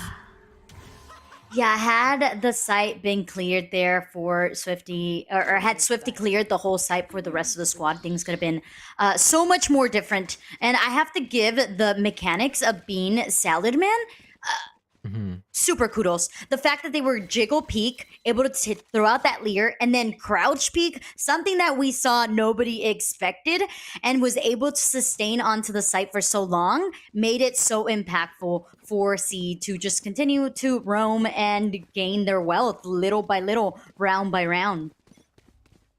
Yeah, it's small increments that have resulted in what is a pretty solid lead, 2 more rounds left in the half. And this is nice for Night Raven, because if nobody actually checks him, it was just a play he can get like at least 3, but shoots first. As a smoke as well for a small bit of cover up, but it'll just be 2, but he's done his job. Yeah, 2, take it any day.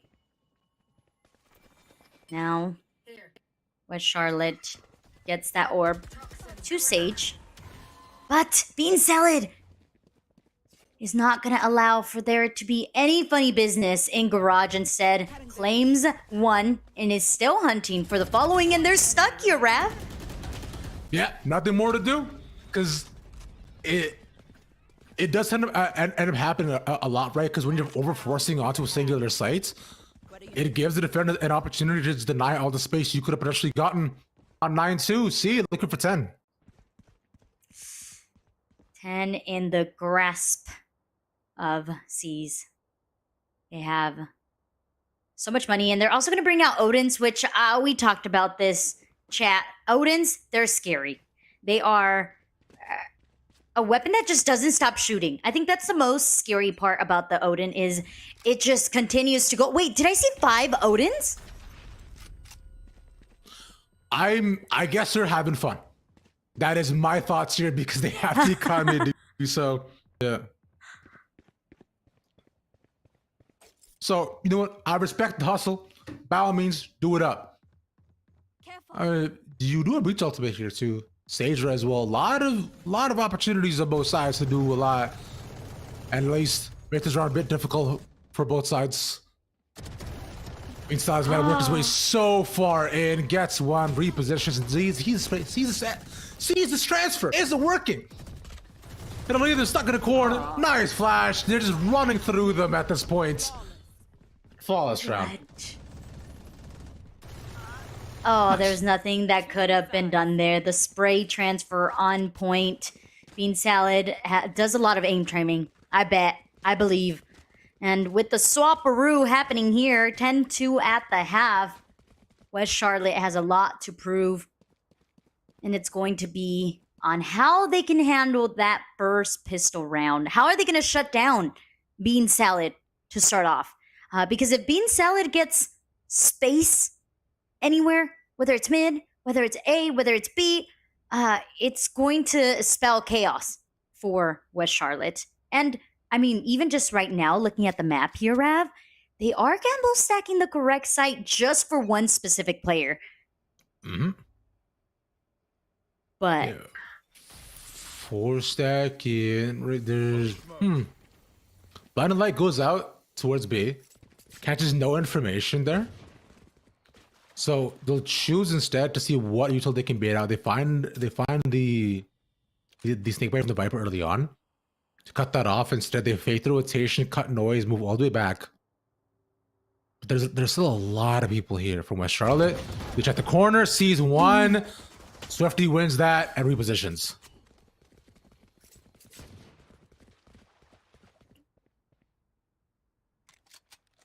Oh, but nobody has left mid just yet, and they're not going to be able to hit that because the Sage wall is blocking, so they're forced to travel their way all the way back to A or B main here, where Sky is already getting themselves situated onto the site. Oh, the flash comes a little late, but still connects. Yeah, that's how it just works out. And West Charlotte Standing. seemingly have found a hole from on the defensive side. They're keeping themselves alive once more. Now, on to our Smash broadcast here. Rav, who do we have? So that's Lucas versus Olimar. Lucas is from the game, I think like it was called Mother, and Olimar is from Pikmin. As you know, he's the spaceman. Olimar in SSBU. He does have a lot of cool tech that you can do. Just with you want to pick up. This is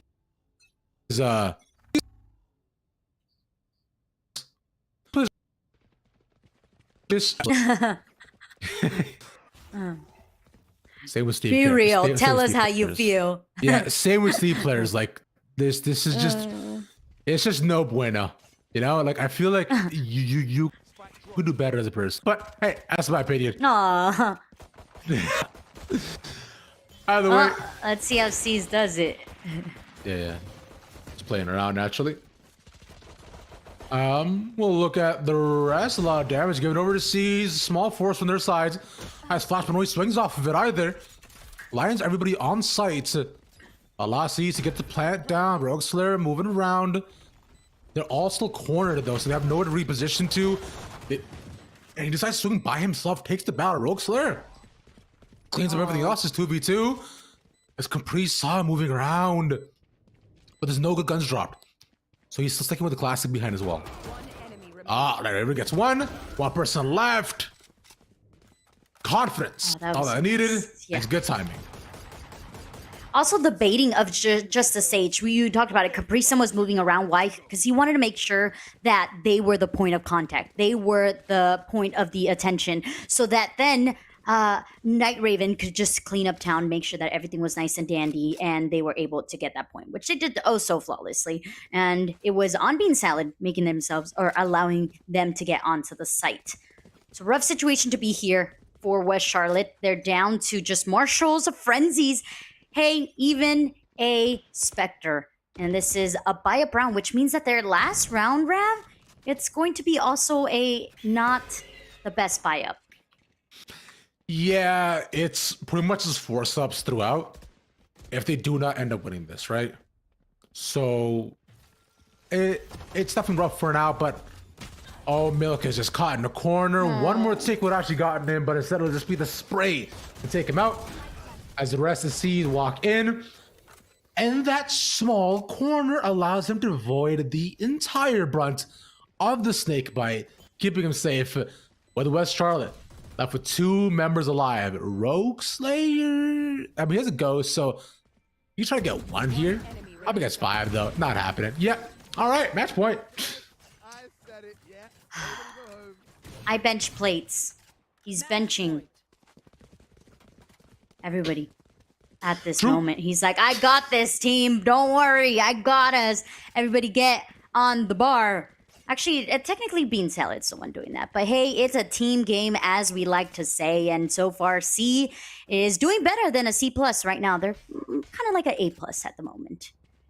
Continuing to try to close it out here. And even though I did say the economy for West Charlotte was scuffed, we are still going to see a operator in the hands of the Reyna. Holding down mid, but no one's going to be knocking at that door. Expect it. That's really or number versus Ness. Nice. Sorry, versus Lucas, dude. Both blonde hairs. Both this side, yeah. Both got a little swoop as well too. It's a small little note. 3 in terms of smocks between the two of them. So it's dope. So still pretty even. Seems as though Ness managed to clutch out the previous round. SC's slow walk in. They don't check Hector. Oh, it was almost good for 2. A bit insane. Do they check Milk though? Yes, they do. But Milk manages to get 1. He tucks into the corner. We're trying to reposition. Concusses instead. Lying big flash. Don't turn away from it. They leave right Raven now completely gone. The Empress not pop. Look at the clutch things. That's 1 for being solid, man. And a 2v3 he goes. The second also taken 1 by 1. If they keep giving the rate of 1v1s, it's gonna be that much tougher. And they're keeping 1v1s. That's an ace. That Come on, is handle it. an ace.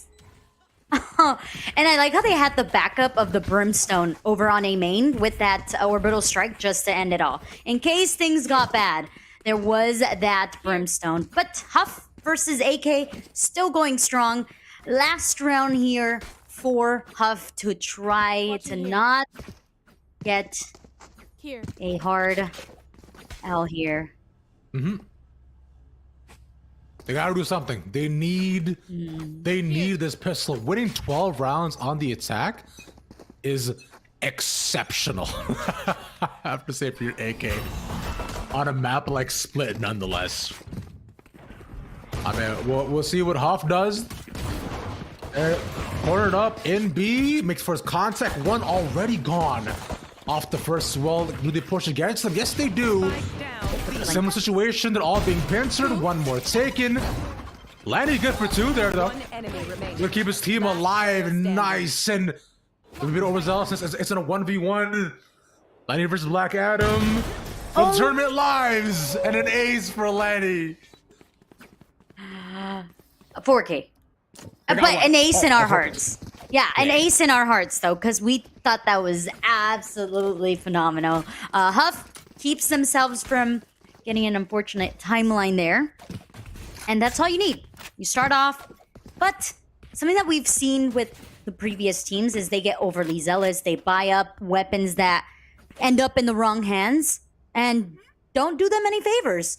So we see them, instead of buying the Phantoms, instead of buying the Vandals, they go for a little bit more discreet buy, which we see a couple Spectres and even Bulldogs, which I think Bulldogs are phenomenal. I wish that more players enjoyed using the Bulldogs. Yeah. I mean, I think the Bulldogs are pretty fun, honestly. I really enjoy using them. Just 3-round burst is pretty nice, in my opinion. And it's something that I personally enjoy. Best course is me, though. I find I shoot better with it. Vandals are tough. Phantoms are going everywhere. That's my thoughts, though. I couldn't agree more. I think that is also our last matchup for today. I could be wrong. Correct me if I'm wrong. No, I Schedules are hard. believe you are Okay, correct cool. here. Yeah, it's so I believe we may have 1 Smash game after this just to go things out. But yeah, after this timeout, actually, no, never mind. Last match of the day. Yeah, this is it. 1 more round and we are donezo after this timeout. I wonder why they took a timeout here, because like you're 12-1. You guys are fine, bro. You don't need this. They needed the mental. It's the mental reset. It's the let's not get so excited. We still need to get the job done, and that is what Lenny is trying to do here. That is tragic. The kind of rushed on in to be able to just close things out. Either way, though, it's still 3v5. They're on a save on the side of AK, so it's rough. They don't have any more guns to contend. We'll probably just have to wait. Always have to wait until next round to fight against them. Bomb planted. Stun to the backside to try to get them onto the site.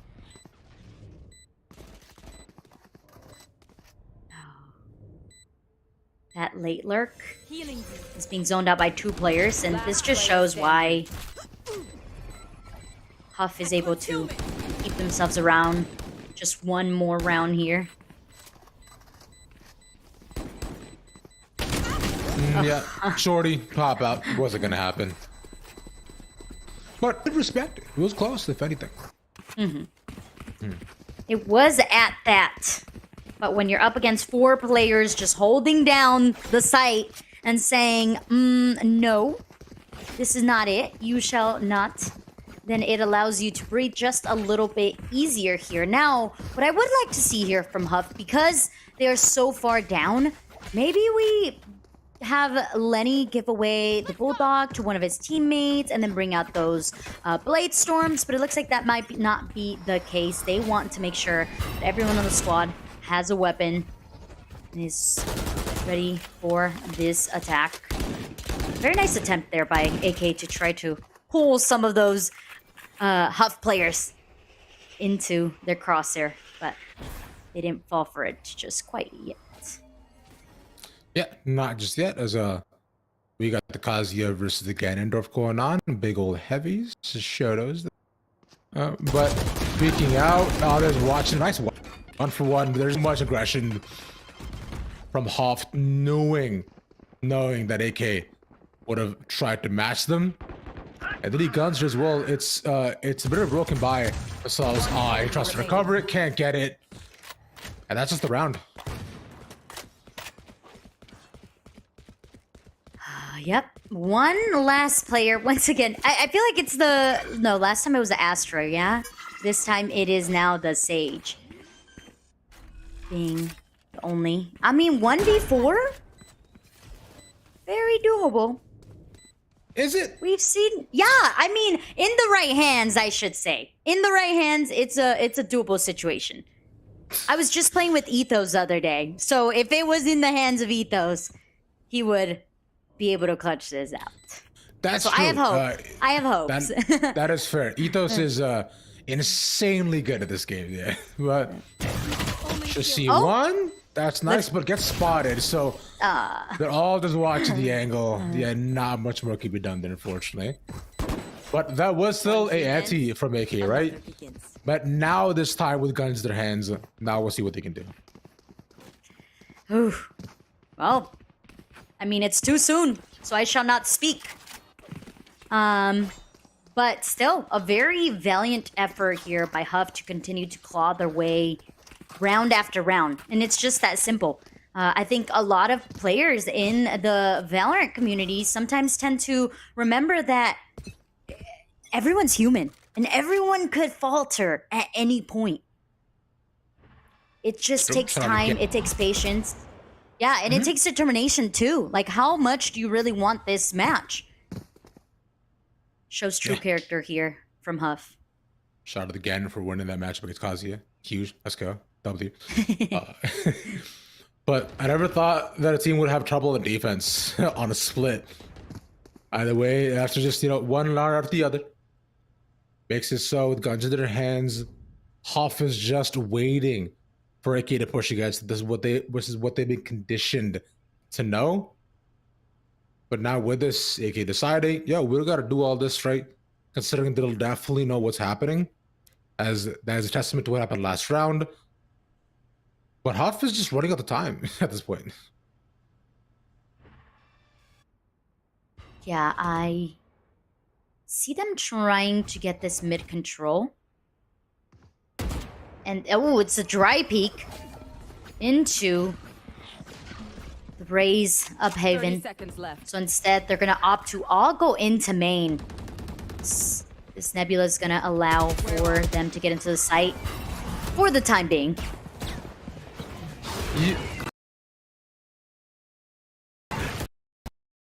Let's walk into the site. They're down to just 10 seconds, so they have to plant. They're not going to find it. I think, Huff at this point, they took a bit too long to try to walk in. And AK should be able to take this. Easy peasy. That's it. Defenders win.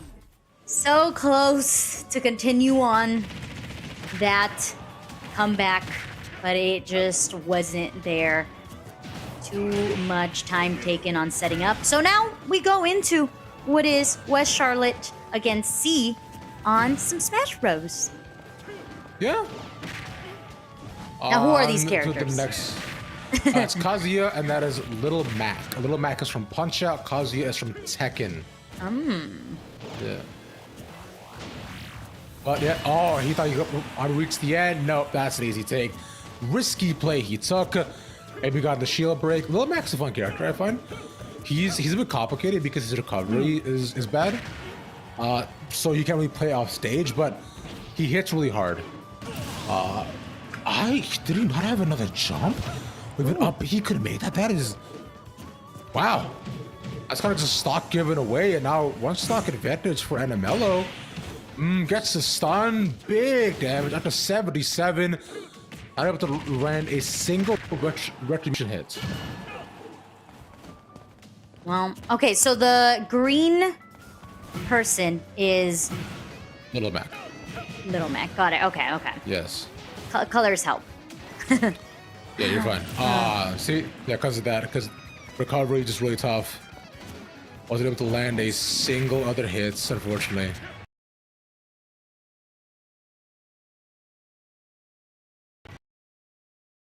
There you See go. Nice. Yeah. See how the rest goes on? But Villain takes a bunch of damage up to 80. Villain Mac can kill when he gets to around 90 as well. Oh, quick snap. Up it. And all you gotta do is, oh yeah, this is tough right at this point. He can't pretty much kill from here near the edge of the stage. Tries to get the KO counter, can't do it. Kazuya finds small hits, but a grab? No, Kazuya finds it first. I really thought he would have had that. Has the KO button though. Oh, so while Mac has KO popping up. Oh yeah, if he lands that hit close enough, he wins the game. Oh, so now he has to rebuild it? Yeah, now he has to rebuild it, or just win and just knock him off stage. Oh, And easy. He has him. He lets him get back on. Why? He could edge guarded him. No, okay, gets the grab. No, can't find the hit again, man. NMLO had everything going for himself. He gets the hit. There we go. Oh, wow. But That's yeah, a lot of punching.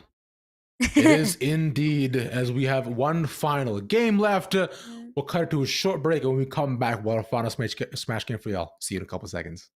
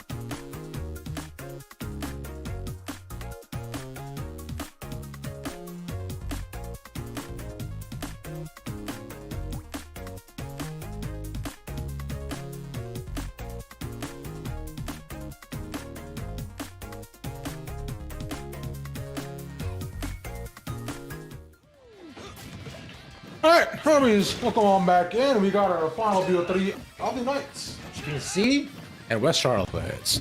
We have Ike, and we got Mario in a suit. Mario in a fancy suit. Not just any That's true. suit. True. Have you played a Mario game? I have. I played Mario Kart recently with my friends, and I've played like the Mario Party games. Those are my favorite. All right, yeah, Mario Party is pretty fun. Who do you mainly pick on Mario Party? I pick Daisy. All right. I find that says a lot about the person. That's for. Wait, what does that say about me? That's not for broadcast. Oh, okay. We shall not say. No, I usually pick Donkey Kong. So usually, that's just me though. But that's because I also usually pick Donkey Kong in Mario Kart as well. Oh. He's my go-to guy. He's my goat, personally. But yeah, just a small head traded between the two of them. No one finding any really just significant lead as they're still both at 2 stocks. So it's just, you know, just pretty much anything.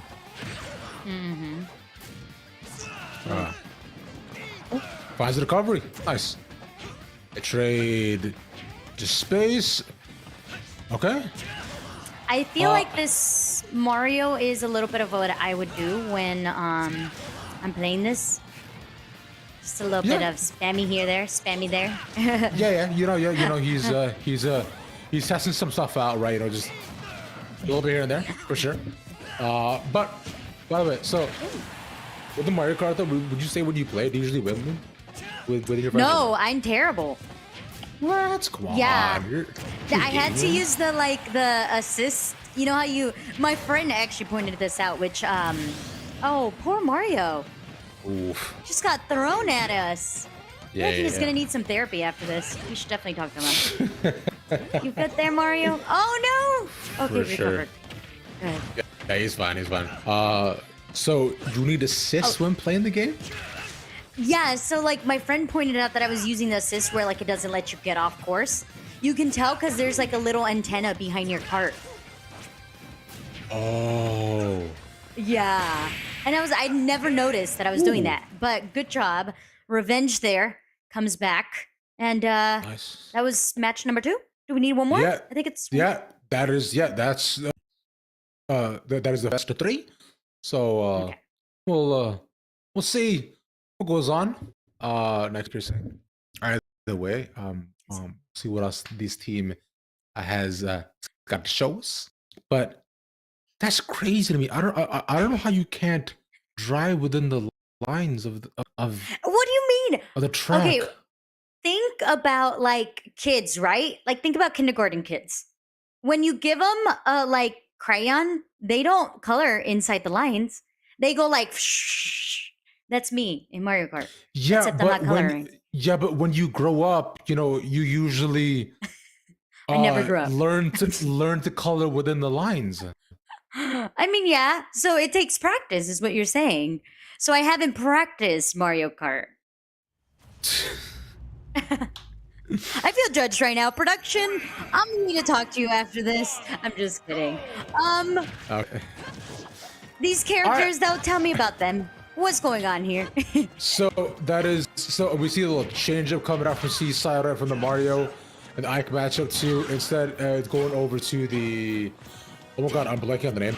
But yeah, it's two wordies up against one another, right? This from the Stinkies is Marth. This is just girl Marth is what it is. Actually. Yeah.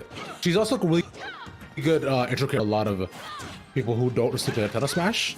If you want to like kind of just understand, you know, how the overall mechanics works, that this week is start. Okay. Oh, that was a nice combo. Yeah. Is that what you would call a down air? Yeah, that would be down there instead. Yeah, that was also exactly that. That was a dunk as well. But it's Corinna. Corinna's the name. That's it. Yeah. But I because the Corinna's matchup with him and the Ike too is just I find a lot better. So the Swordies is popping off. Ike down to just 2 stocks here once again. 96.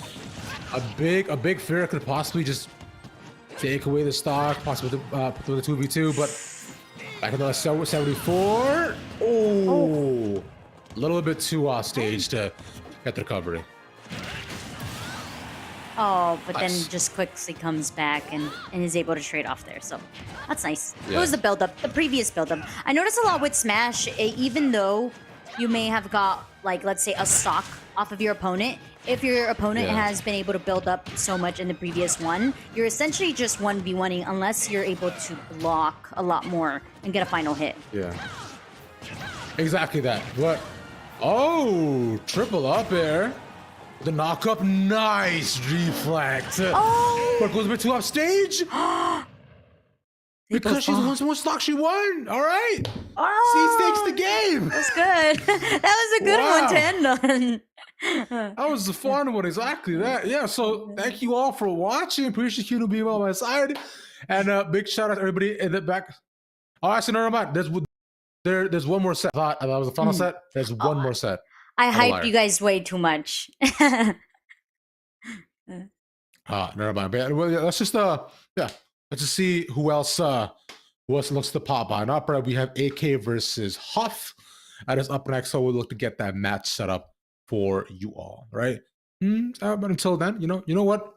I think just came back, so why don't you tell me, what you can possibly do, you think, to prove yourself, so you drive, because it's not hard to drag, bro. It's just you just keep it still.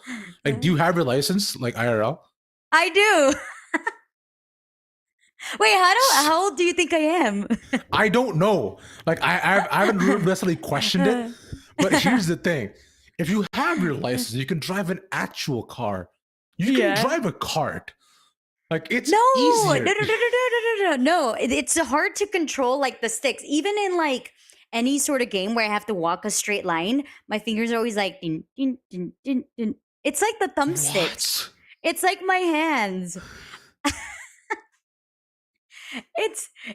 I've never owned a Wii. Okay, I should tell you guys how old I was when I started gaming. I was 18 when I started gaming, so I was fairly older than most kids nowadays. I feel like kids nowadays start gaming at like 7, right?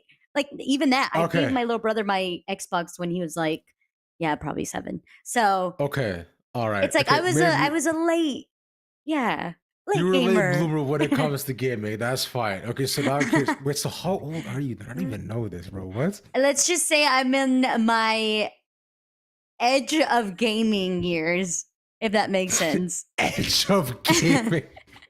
Okay, so because I remember, like, when because I got a I got a 64, I believe it was, or Sega Genesis, way back in the day when I used to live in India, and I played Contra on that, and I think I might have been 5 or 6. Oh my! Like, around there. I feel Aside from left that, out. I used to go to the arcades there and play Tekken. That was my favorite fighting game growing up. And it's cool because some of the Tekken characters are in Smash, that being Kazuya, which is super sweet. But And also we are, Pac-Man. he's not from Tekken. He's from no, the I'm game saying Pac-Man. Pac-Man is an OG. Pac-Man is an OG game. Also true. Yeah. That is true. Pac-Man is like the OG game, bro. Yeah. I think the only thing that would make a difference would be if was somehow in Smash. Oh, that's true. You know, there's a really good documentary on Pong on Netflix. If you haven't watched it, I have not interesting. watched a documentary on Pong. Man. it's interesting. You think it's just really nice to see how games have developed throughout the years, from it being a simple thing to now being very complex and high quality and a bunch of graphics and insane things like that. So, anyways. Yeah, fair enough. I do agree that just the development games is very cool and fascinating. I enjoyed a ton as a gamer, but as first thought taken by the Peach, it's the final BO3 of the night that we have for y'all. This is Ak and Aiden Alex. To fight things out, only 69% for Ak. But the thing with Pac-Man though is that he needs time for certain setups, so you can, you either use your fruit, get a little speed up, and just be able to do more and put in front of the fire hydrant. So, for example, each of those fruits do different thing, which is the cool part, and the fire hydrants as well allows for some more spacing. The Peach is just getting around all of that. Oh, Well, you Yes, talked do about also have the combination ghost. setup. Yeah, that was just the big hit that he managed to get. So I know you were shocked. There's also the ghost in here as well. The ghost? There's the ghost from Pac-Man. Oh. Which is what he just used, right? Is it like Which is a what he's- explodey thing? Like, is it like a bomb? Oh. It's no, it just allows for the final hit. Nice reflex. Came right into it. Up one stock, still 0. Took no damage at all. Ak is frying. I'm just wondering, why is Toad such a violent character in this game? Yeah, I mean, Toad's just Toad. I think Toad just got just a lot of like repressed anger inside of him. Yeah. So this is the way he gets to healthily take it out, personally. That makes sense. That's why people do jujitsu. Yeah, that's true. Martial arts is a great way to release frustration. Or drugs. Guys, if you're watching, exercise. It's Yes. a really great way for you to fight. No. Oh, look at that! Oh, gets the recovery. Almost got the dunk. Oh, shot. He had it, but his one hit will take it. Nice DI. Will it? Almost. He's 162. Any decent hit. There it is. No shot. He DI'd out of it. Not out of this though. Okay. Maybe. There we go. Wow, this Peach is aggressive. Coming for the dub. Indeed. I like the color on it too. It's like I'm a Peach. I'm not like, Peach, I need to be rescued. It's like, no, I'm Peach. That's it. I'm The it. voice shifts. I Fair really enough, enjoy but that. that's one up for I believe for on the side of Huff. So we'll see if they can recover. It was Huff to fall in Valorant, so maybe school can find a dub in Smash this time, and just until we get into our next lobby setup, right, in just a little bit. Yeah, should be a fun time. I mean, here we go. We get the same characters too. Can they switch between They can. again? Okay. But they're more comfortable with this. This makes sense. I would do the same. Especially being Yeah. a best of 3. You're like, I'm confident with this character. I'm good. True. Smash is a lot about matchups, and being able to know your character well too takes a lot of practice, a lot of honing and skill, right?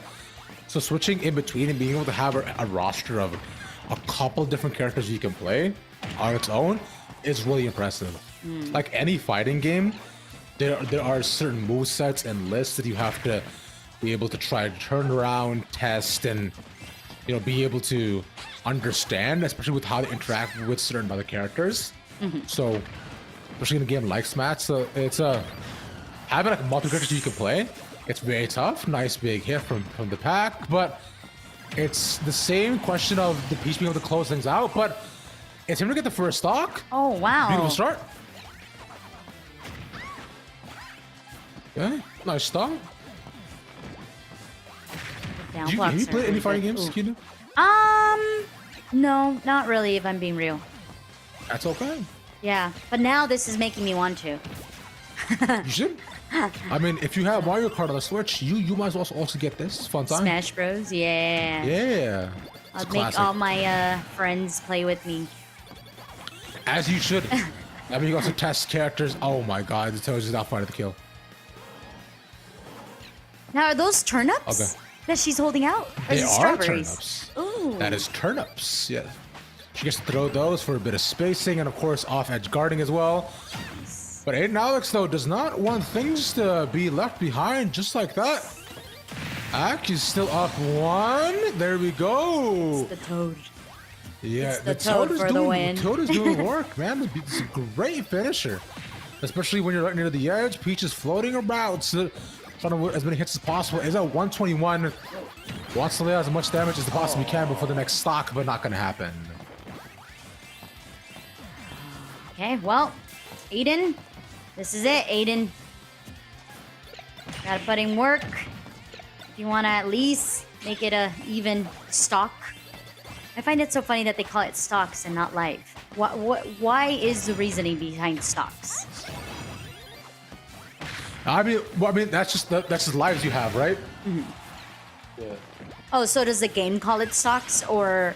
Yep, that's the game. Okay, Yeah. okay, that makes sense. That makes lots of sense. Yeah, these are just your stocks, and in most games, a 3 stock is a standard battle. The 2 of them, you can have items on, but not gonna need them. AK get the 2-0 as we close things out here between AK and Hoff. So taking the dub in Smash and Valorant, and I believe now with that we have reached the end of our day. Thank you all for watching. Thank you to Cute Noob. A big shout out to production as well on behind the scenes for doing the work, and big shout out to all the players that played with the preseason matchups. Remember, we'll be back next time, same day. We'll catch y'all then. I've been Ravish and Ravish. Y'all have a good night. Peace.